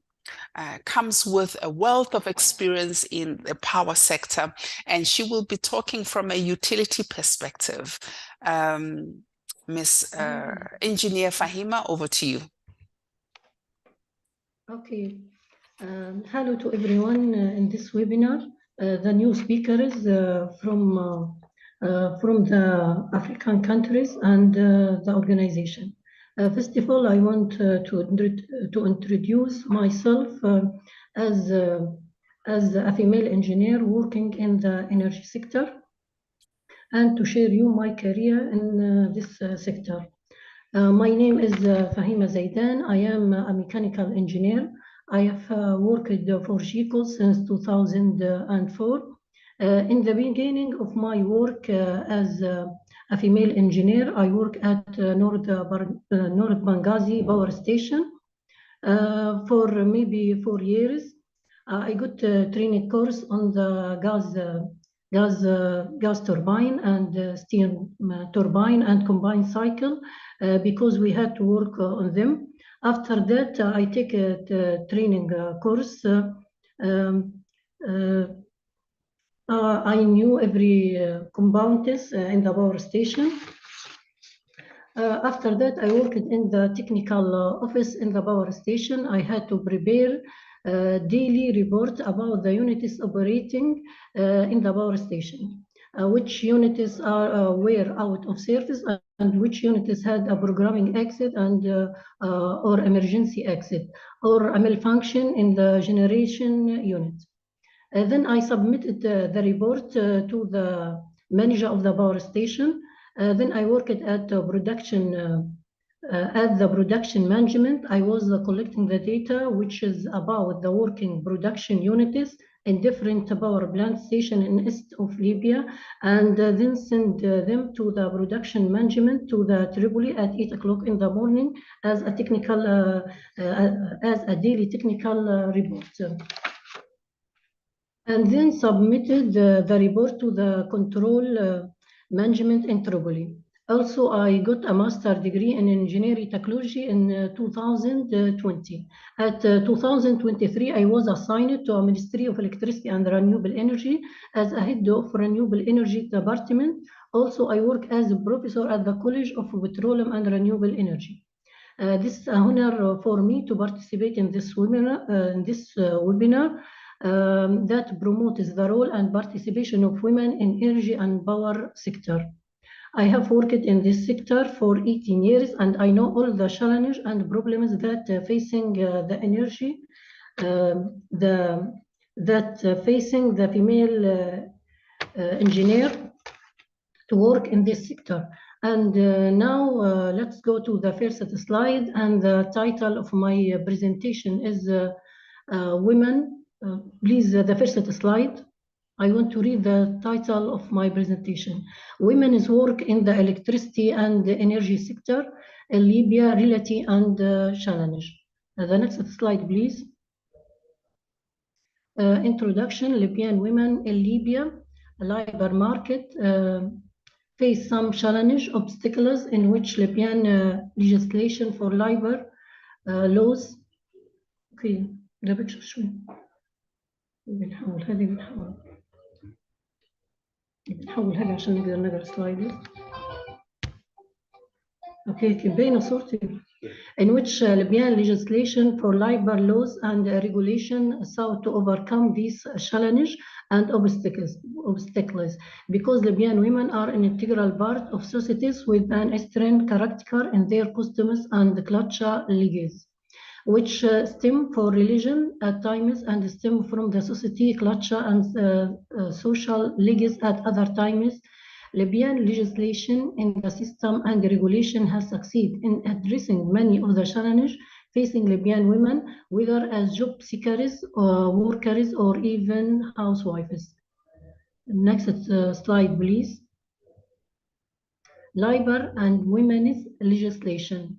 The labor law stipulated that the principle of equality between male and females is one of the foundation of the law. Next slide, please. The labor law stipulated that it is not permissible to differ in financial compensation for the same jobs on the basis of gender. Next slide, please. The labor law stipulated that appointment to position is based on the principle of competence, merit, and non-discrimination. The law granted women the right to paid maternity leave, breastfeeding hours, and other rights. Next, please, next slide. There is no doubt the Libyan legislation is very fair to working women, and it is worth noting that after Libya signed the Convention of Elimination of All Forms of Discrimination Against Women, CEDAW. Next, please, next slide. The legislation in force in the Libyan state affirms the guarantee of all basic rights, and the state is committed to what is stipulated in the international agreement, conventions, and charters. In this regard, all of which respect the human rights regardless of the person's gender, color, religion, or nationality, taking into account that the Libyan state doesn't discrimination in wages due to gender affiliation or other reasons for discrimination, as the principle of equal wages was approved in the law, which addressed male and female employees and made them equal in all financial transactions, including those related to the condition of appointment and acceptance to work. Next slide, please. Libyan legislation returning to work and public employment guarantee all males and females equal opportunity to obtain work and promotion according to objective, not personal criteria. That is according to competency, experience, educational level, and seniority. The next slide, please. Worker safety and health measures. All legislation emphasized the necessity of ensuring the safety and health of women and men alike, leaving women the freedom to choose the work that suits their formation and didn't prohibit them from the performing difficult and dangerous work whenever they wanted to. Next slide, please. Our challenge are focused. The most important operating challenges are focused on the following. The percentage of women in government jobs is very high and estimated at 93% of all working women. The inequality in representation in the engineering sector is due to the several factors, including of course, specialization, because they are specialization that require higher physical effort, a more dangerous and harsh work environment, and dealing with the workers from the social and classes whose behavior at work is difficult to control. Next slide, please. Overcoming difficult required an iron will. Libyan women have imposed their personas in the field of engineering in all its branches since they broke into this field, and have reserved an advanced position in the labor market. Although they have proven their worth in this male field, this doesn't mean that the road ahead of them has become paved with roses. Many female students accept the scientific measures, including of the study of engineering in all its branches, despite their awareness of many obstacles that may confront them. However, women, especially in the Arab world, still feel underappreciated for their skills, so they constantly seek to prove their presence and competence in the field of engineering. Therefore, in my opinion, the women who choose this field is aware of its difficult and often only desires integrated work at the technical and field levels without excluding administrative tasks. But if a woman engineer gets married and gives birth to a child, her responsibility increases, and the lucky one among them are those who are married to a supportive and understanding man or a supportive and helpful family, so they are then able to continue engineering work. Next slide, please. Many Libyan female engineering have succeeded in imposing themselves in many engineering branches, especially in architecture, civil engineering, and mechanical engineering, which is seen as a male art. Next slide, please. My experience as an engineer family, engineering in the electricity and renewable energy, I talk about my career in the beginning. The last line is I have taken several training courses in my field. I faced many challenges and still facing them, but for my point of view, working in this field required a strong personality and tremendous will to achieve more success and face challenge. The next, please, this is a course about solar energy system installation coursework. This course I take with Mr. Munir Al-Shalmani in the last year, and okay, the next slide, please. And worked as a professor at the College of Petroleum and Renewable Energy instruction my student to install solar energy equipment. Next slide, please. Okay, this is the picture is about my participation in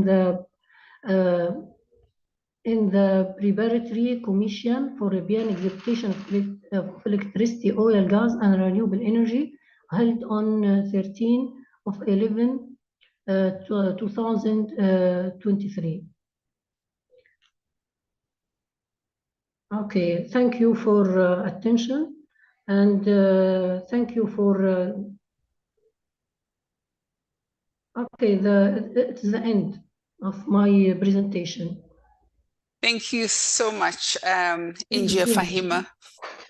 Every time I listen to your presentation and I hear the changes that have taken place or are taking place in Libya, I am truly encouraged. Just to clarify on a statistics you shared, you said 93% of women are employed in technical fields?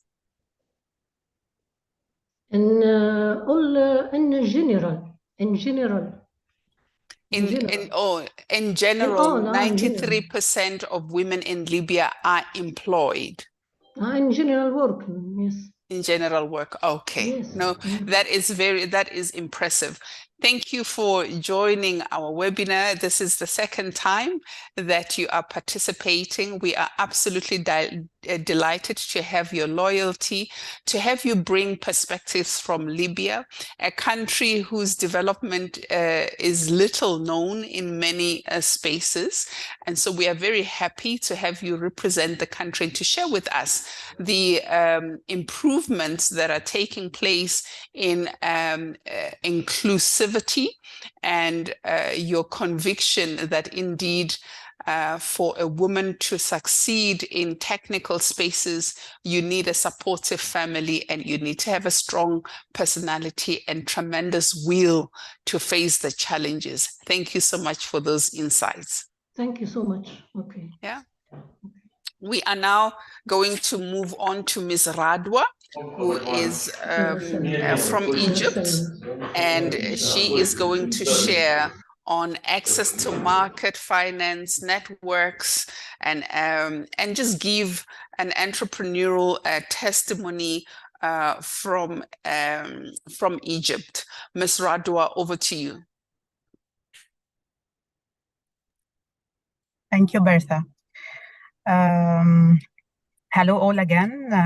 This is Radwa Tolba. I will begin by sharing some bits and pieces about myself. I'm graduated from the Faculty of Languages English section in 2008, and then I was employed as an HR specialist in Egyptian Natural Gas Holding Company.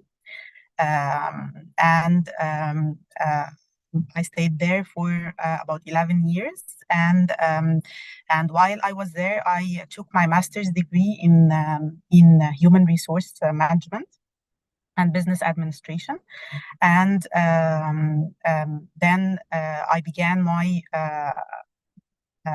certified training certificate from Tressert University in Canada. Also, while I was in Egyptian Natural Gas Holding Company, I began my doctorate degree, and I'm just finalizing it right now. Having the thesis in the employee engagement in the oil and gas sector in Egypt.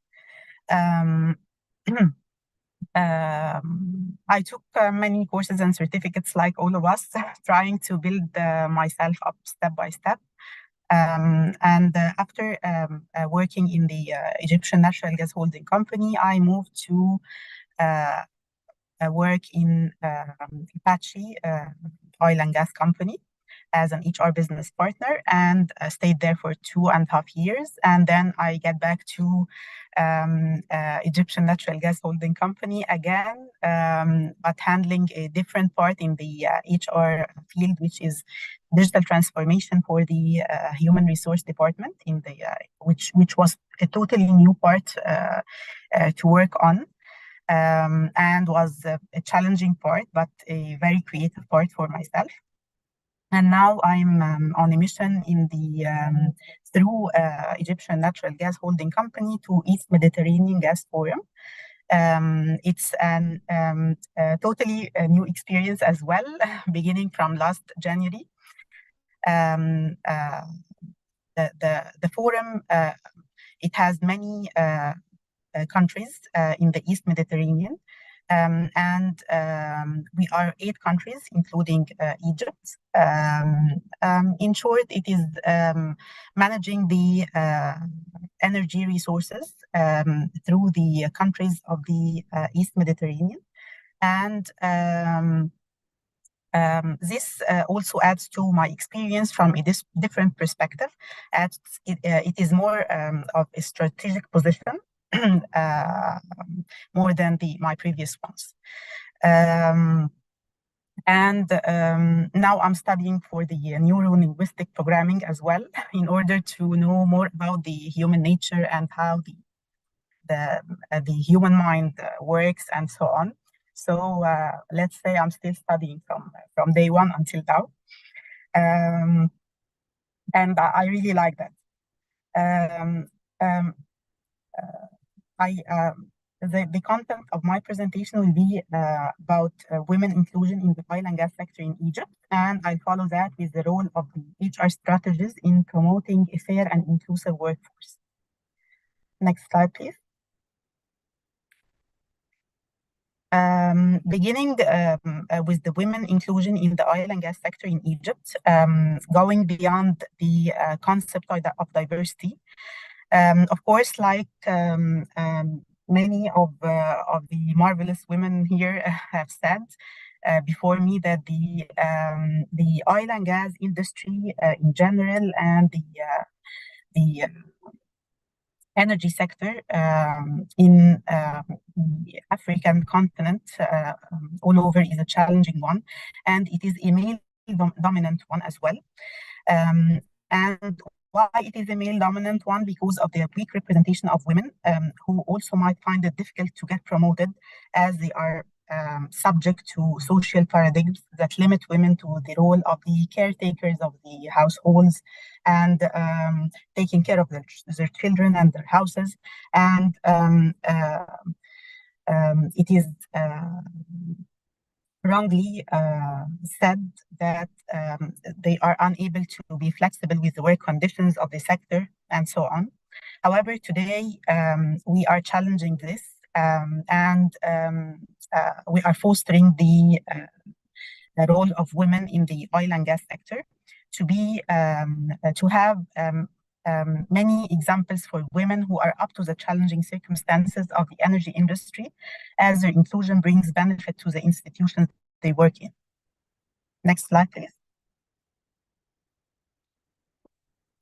Talking about the gender gap and adding to all of you of the highlighted facts you said before me, that the gender gap in the oil and gas sector is not a novel subject. It is thousands of years ago. We have the percentage of women is much less than the percentage of men in the oil and gas sector, and now we are we have reached the representation of the 22% of the employees from the women gender in the oil and gas industry worldwide. The widest gender gap across the globe is in the MENA region. So we have to be working side by side in order to increase this percentage and to bridge the gap, especially in the MENA region. In Egypt, the representation of women in the industry is not in a way different. Like I said, it's all in the African continent, nearly the same. According to the Ministry of Petroleum and Mineral Resources in Egypt, women represent 30% of the workforce in the Egyptian General Petroleum Corporation and the holding companies and the governmental entities in Egypt. Accordingly, the international companies and the national companies adopt Egypt's Vision 2030 that aspires for the inclusion and equality in the workplace. Egypt's Vision 2030 is a presidential vision in Egypt, and it sheds the light more on the fostering the inclusion and the equality in the workplace, and having nearly the same percentages for men and women, and diversified workforce in each organization, all over the organizations of the Arab Republic of Egypt, not just only the petroleum sector, indeed. With the challenges faced by the industry, encouraging and enabling equality, diversity, and inclusion became, of course, a business priority. Next slide, please. So what are the benefits for the women inclusion? We have the oil and gas sector and the energy sector moving forward millions of years ago with only men, or with a percentage of men higher than women. But I think there are benefits for women inclusion that we should look at in order to invest in including these women in the workplace. According to Women Human Rights Report under the title Promoting Gender Diversity and Inclusion in the Oil and Gas and Mining Extractive Industries, female inclusion promises to have better performance in the organization, bigger pool of talents with a diversified and qualified experience, increased profitability for the organization and for the sector itself. Many studies have showed that companies with more women employees have better communications and are more able to solve technical problems. And also research shows that diverse teams outperform non-diverse teams by 35%, because simply diverse teams have many mindsets, many perspectives, many areas of expertise. So diverse teams are much more stronger than non-diverse teams. Next slide, please. Continuing the benefits of the women inclusion in the oil and gas sector, I believe that women approach the information with different lenses, because as the human nature of women, they are more sensitive to details, so they are more detailed oriented than men, so they can keep track of the detailed aspects of the job, and subsequently they increase the team's innovation, and they see which place is the gap found in, and they try to bridge the gap as much as they can. So this increases the team innovation, of course. Additionally, gender diverse boards of directors have better managing strategies and better execution of them. They are more likely to apply gender equality in the workplace. They enhance operational matrix, including capability, leadership, motivation, coordination and control, innovation and work environment, which results, of course, in higher operating margins for the oil sector. Studies also revealed that the companies with female directors in their boards have higher profit margins. This is reflected in the top 10 companies in the mining industry, as they all have female directors and women in their boards, as reported by the Advocates for Human Rights, Minneapolis. Of course, the inclusion of women also develops sales revenues and share price. It has been found that companies with women in senior management outperformed those with no women by 41% in terms of return on equality, on equity, 22% versus 15%, and by 56% in terms of operating results, 17% versus 11%. So I think it's very apparent that this balance is really important, and having women inclusion in our institutions is really crucial nowadays. Next slide, please. Adding on the women inclusion, encouraging women to join the industry, there are several ways to encourage women to join our industry, and especially young qualified women. This can happen by setting good examples of successful female leaders in the field, which can increase and maintain individual talents. And this is what is happening in our circles nowadays. We empower ourselves by other successful women, other successful figures, other successful mentors who really touch us in a positive way and help us to really grow and to get more and more talented women in the energy sector. As women represent around 50% of any society, they bring a diverse understanding of the customer's needs and a diverse techniques of approaching processes. Next slide, please.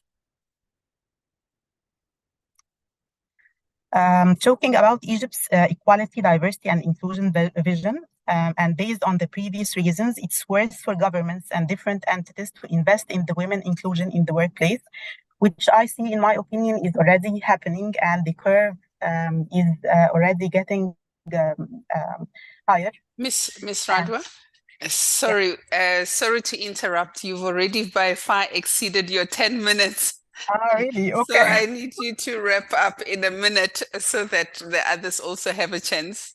Okay, Bertha, no problem. Okay, so okay, let's move in the slides. Let's just shed the light on the She is Energy webinar, which is hosted by the Ministry of Petroleum and Mineral Resources each year in Egypt as a part of the Egypt's Vision 2030. In order to enhance the role of women in the energy sector, and this really helped a lot. Let's wrap up by the role of the HR quickly. So let's move in the slides, please. Okay. So for the HR, how we could use the HR effectively in order to enhance diversity and inclusion in the energy sector. To advance diversity, HR must carefully attend to both structural and cultural elements of the organization. Next slide, please. These are some of the Society for Human Resource Management percentages for the dimensions or the dimensions of the diversity and inclusion. So let's follow the slides for the sake of time. Of course, the one who is responsible, as the Society for HR Management said and studied, that the one who is responsible, or the most responsible one for the diversity and inclusion initiatives, are the human resources and the presidents and the CEOs as well. Next slide, please. Okay, we could skip this one as well. Okay, so highlighting just the main or the key policies that promote inclusivity and diversity in the workplace, backed by data and research. We can use the equal employment opportunity policy, which is that people are all equal and equal in gender, in races, in color, in religion, in every aspect. And they are only qualified or chosen for employment by their qualifications and area of expertise. Next slide, please. Diversity recruitment and hiring practices. This is that the HR teams must adopt recruitment and hiring practices that actively seek out candidates from a variety of backgrounds, which involved widening the talent of pool for the available vacancies. The third point for the HR to enhance the diversity and inclusion is the training. There must be mandatory diversity and inclusion trainings in every corporation because this enhances the culture and promote the cultural sensitivity of the stereotyping and including all our people and raise the awareness about unconscious bias. Next slide, please. The fourth element is the employee resource groups. We must have employee resource groups in order to have, let's say, change agents in the company in order to enhance the concept of the diversity and inclusion. And the last thing is the pay equity and transparency. There must be paying equity and transparency between all the personnel working in the organization, despite of their gender, ethnicity, or any other aspect, in order to raise the diversity and inclusion aspects in the organization. Next slide. Thank you. Thank you. Okay. Unfortunately, Thank we you. have to stop. This is the last one, Bersa. Thank you so much. Thank you. Thank you so dear. much. Very rich insights, very rich contributions. Thank you so much for preparing the content. The presentations will be available on our website. And for those who would like to download and read at a more leisurely pace, you will be able to do so at leisure. Thank you so much, Ms. Radwa. That was quite insightful, and I've given you a lot more time than allocated. So thank you. Thank you, Thank dear. you for that. Okay, the next speaker comes from Tunisia, and I am going to say Miss Hamani because I need Miss Hamani to teach me how to pronounce her name. Ishaf? Exactly. Hello, Berta. Ishaf. Hello, Fantastic. everyone. So my name is Ishraf Hammami. Ishaf. Yes. I'm from Tunisia. I work in Ifrisol company, which is a producer of PV panels in Tunisia, and it is among the best producers, no Chinese in the world. So I began this professional experience since 2012. I am a sales director and a business development director, and I have 3 teams with me, a local team in Tunisia and 2 international teams, one in Germany and another in Jordan. So I was visiting 90% of the African countries. I presented my company in many conferences and many exhibitions. Also, I was in the whole Europe and some countries in the MENA region. I want to participate with you with, let me say, a small presentation about our company, which is the producer of PV panels in Tunisia, as I said. So we go directly to the third slide because the 2 first are just titles. So we begin by presenting our group. It's Zrouga Group. It's a 100% Tunisian group, a leader in 3 sectors: the industry, the real estate, and the international trading. Let me begin by Ifrisol, which was founded in 2012. And it was a leader in Africa by 2018. We export to more than 40 countries all over the world. And we export to, let me say, 90% of Africa. We have 3 subsidiaries all over the world, one in Morocco, one in Germany, and one in Dubai. Our vision, we provide affordable and smart energy solutions through technology and innovation to create a better future for the next generations. Of course, the mission can be to boost the global renewable energy development around the world for the benefit of all humanity. The next slide, please. The history of Ifrisol was born was in 2012. It was a small team, about 5 persons.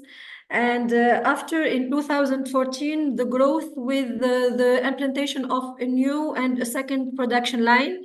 In 2016, we got the innovation of our process and production systems.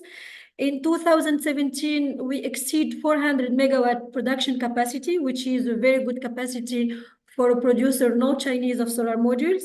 In 2018, we was elected top 1 exporter to Africa in Tunisia by the GIZ. 2019, so the name of AWEaP was like a leader in Africa, in Tunisia, in Europe, in many countries. And the goal in 2024 will be the capacity to reach the capacity of 1 gigawatt production capacity. The next slide, please. We will talk now about the value of AWEaP. So we work for the innovation and the teamwork.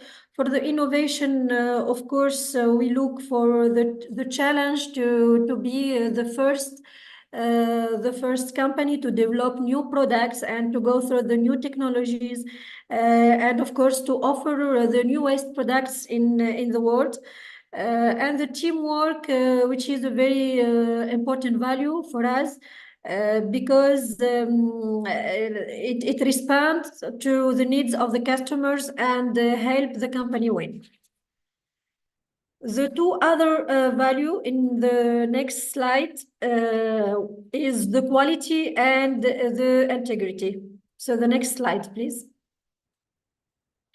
For the quality, we provide outstanding products and surpassed service that together deliver premium value to our customers and premium products to our customers.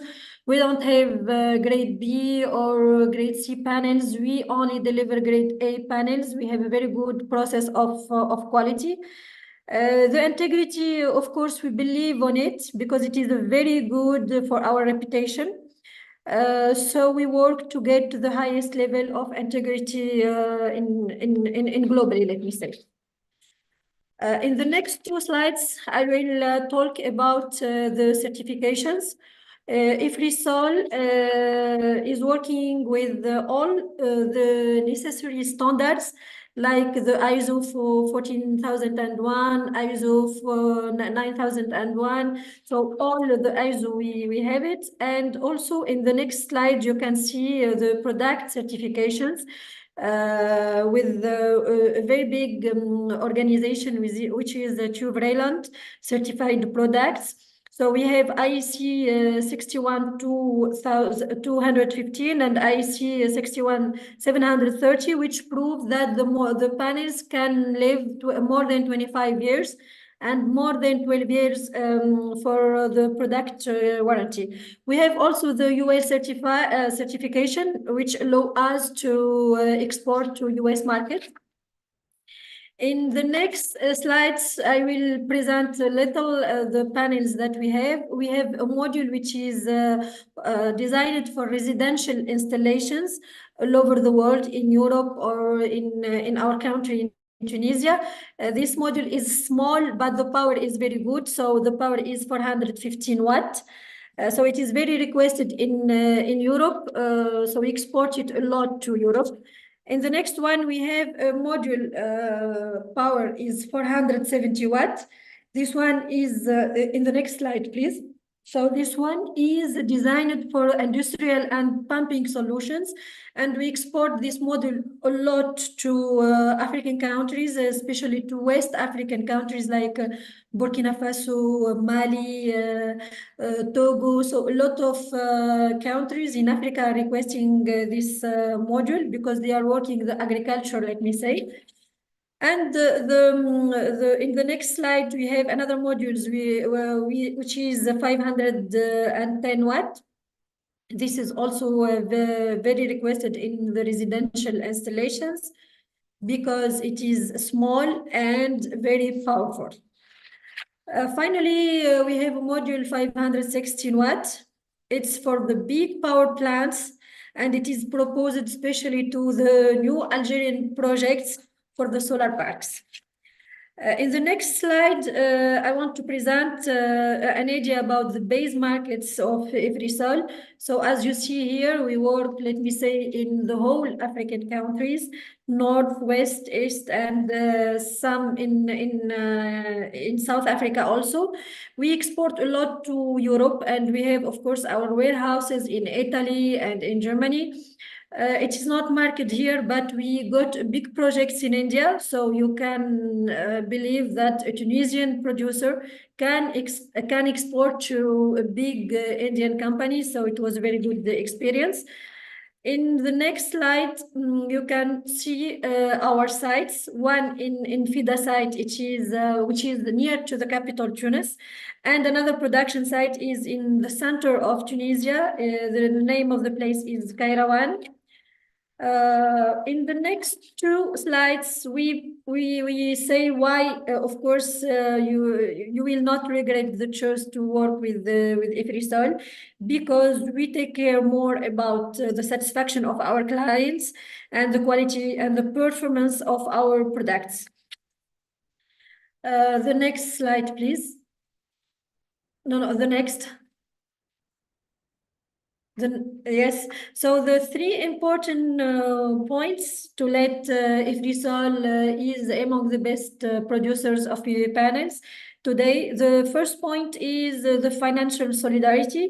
The second is the market diversification, because we work to satisfy all the companies all over the world, not only in our country or in North Africa, which is very near to us. And the third point is the global sales and marketing network covering main markets. We go through the next slide. So we have a stable product delivery, which is a strategic position, of course, of Tunisia in the North Africa, very near to many countries. Full automatic production line using German technology, and of course, a wide product portfolio. So this is a small presentation about what we are doing in our company. I want to add some other information about the team.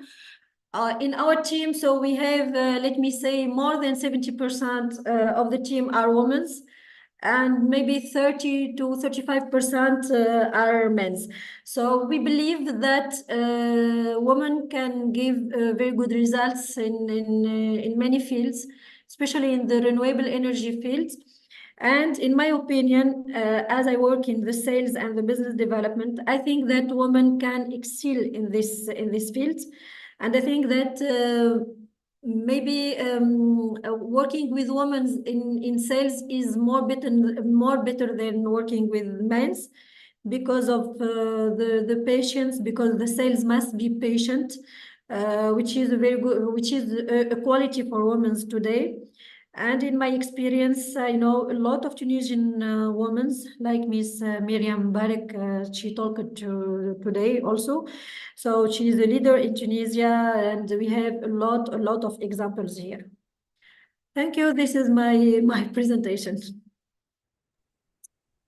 Thank you so much, and thank you for, thank you most importantly for your presentation, the part where you presented standards, industry standards that you were complying with. One of the key levers for access to market is compliance with industry standards. Mm-hmm. It makes it easier for clients to trust you with their projects, and also enables you to deliver according to industry's best practice. And that was a highlight of your presentation today. Thank you so much. And indeed, there are plenty of benefits in working in a diversified team that includes women, youth, and persons with disability, and leveraging this multiple perspectives to arrive at superior solutions, superior knowledge, and superior understanding. So thank you so much for those contributions. We look forward indeed to collaborating with North Africa. As Ms. Monia has said, 2024 is North Africa's energy year. Thank you, Berta. Thank you so much. Our next presentation is from Ms. Fatma Mselmi, and I hope I said that correctly. And she is the founder and managing director of Nobilis Consulting and Lurus Consulting. I am delighted to have you join us. Please go ahead and deliver your presentation. Thank you so much, Berta. Thank you so much for Trisha also, and for all the persons that are taking place in this webinar. I'm very delighted and very happy to be a part of the speakers. So today I will take the hat of the gender consultant, and I will also talk about some experiences that I have as a gender consultant in the private sector, and especially in the enterprises that are specialized in the clean energy in the MENA region. So I know that it's really a challenge to speak after all these interesting intervention, but I will also try not to dwell on aspects that have been already being covered. Next slide, please. So I will begin with this statement. You won't hear fresh ideas from the same voices. Accelerating gender diversity can fast-track energy sector innovation in this transformative age. Next slide, please.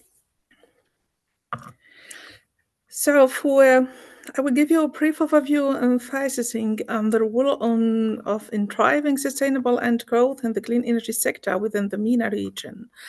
Also, diversity and equity between men and women is very important in terms of diversing teams, bringing varied perspective.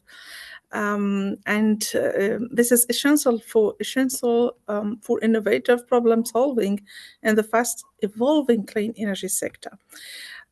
Studies have shown that diverse companies are 35% more likely to outperform their less diverse counterparts. And it's according to McKinsey and Company.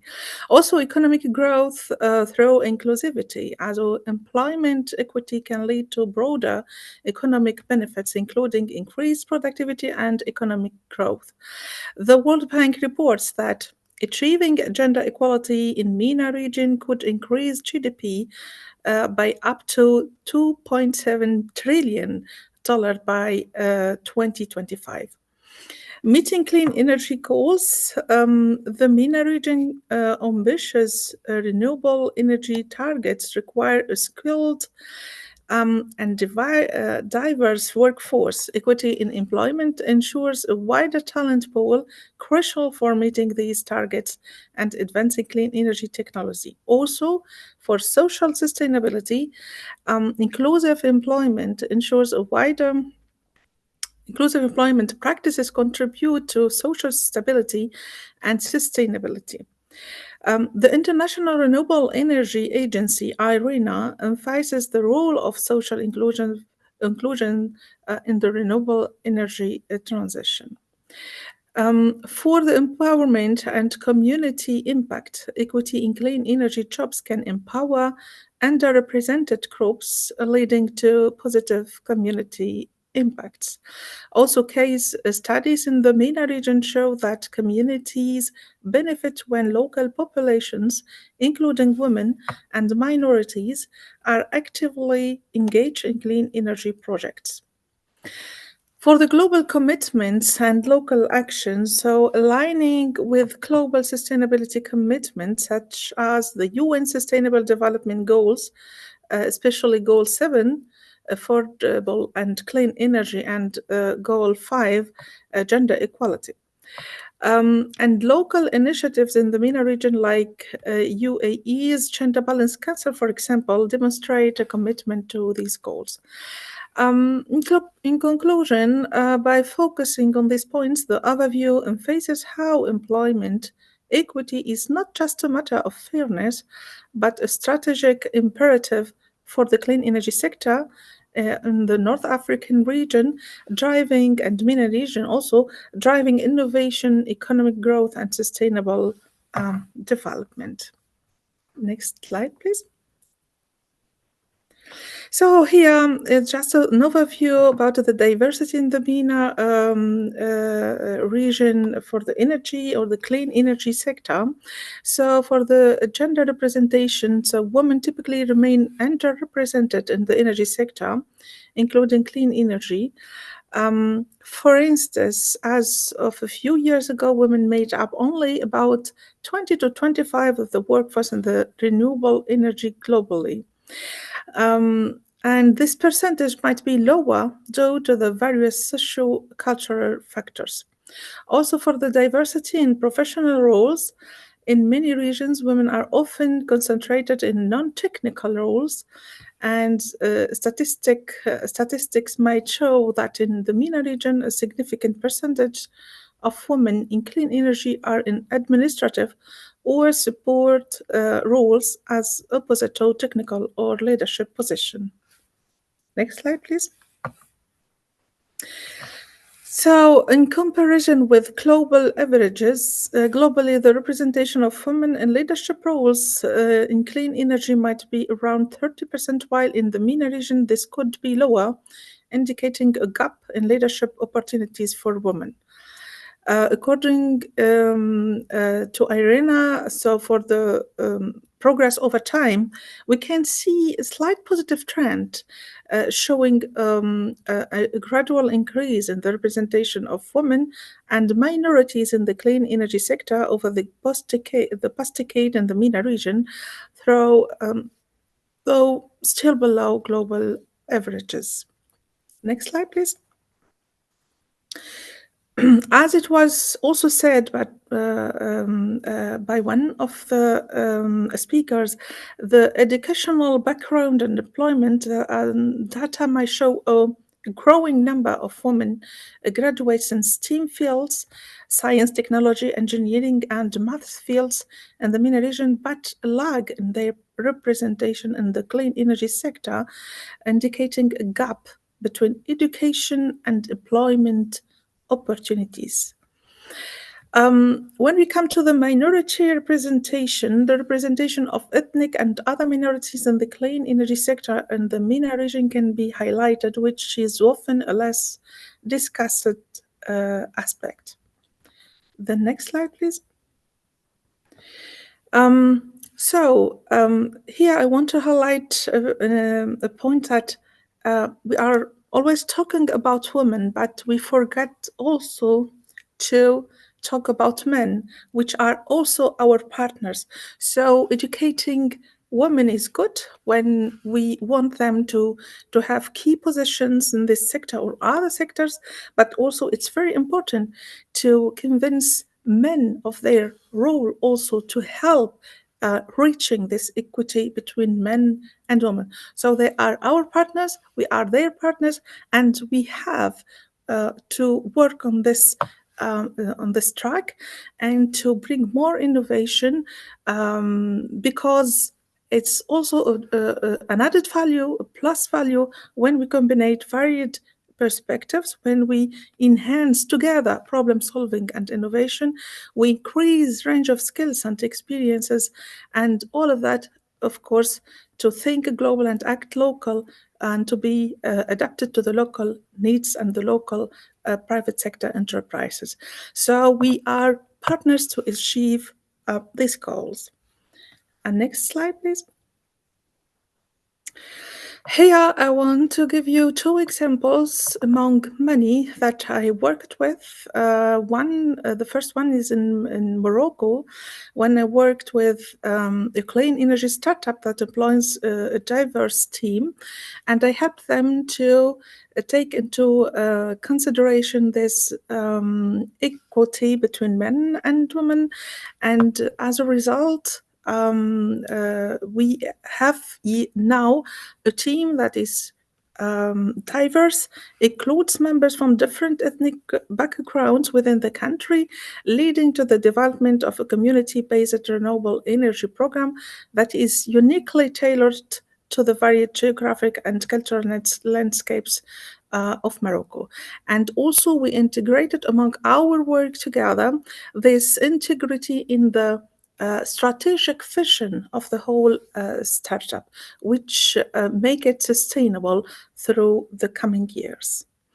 The next slide, please. The second example is about the development of a solar power in Tunisian agriculture.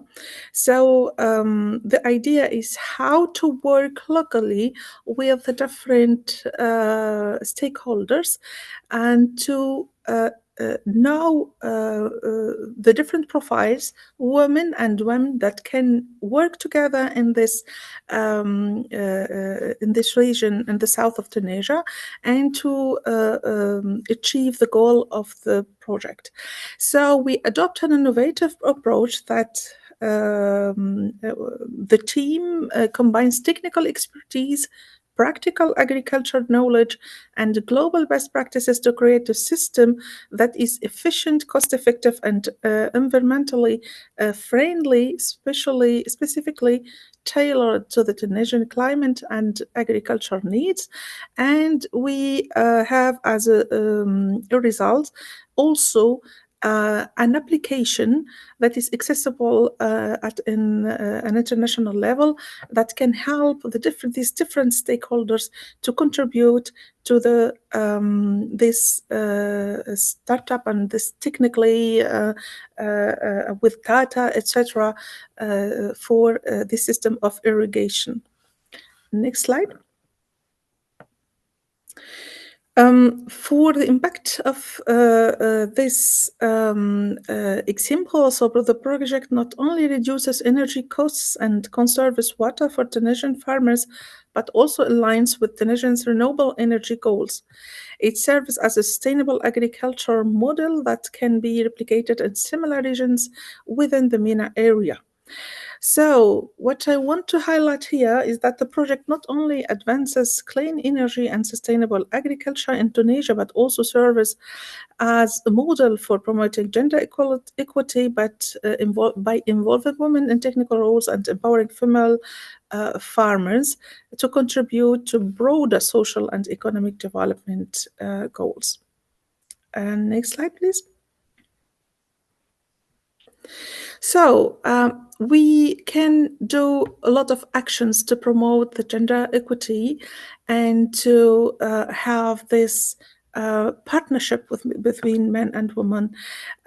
We can begin by a range of priorities, and for each startup or enterprise or structure, it's their job to find out which are the priorities among this list.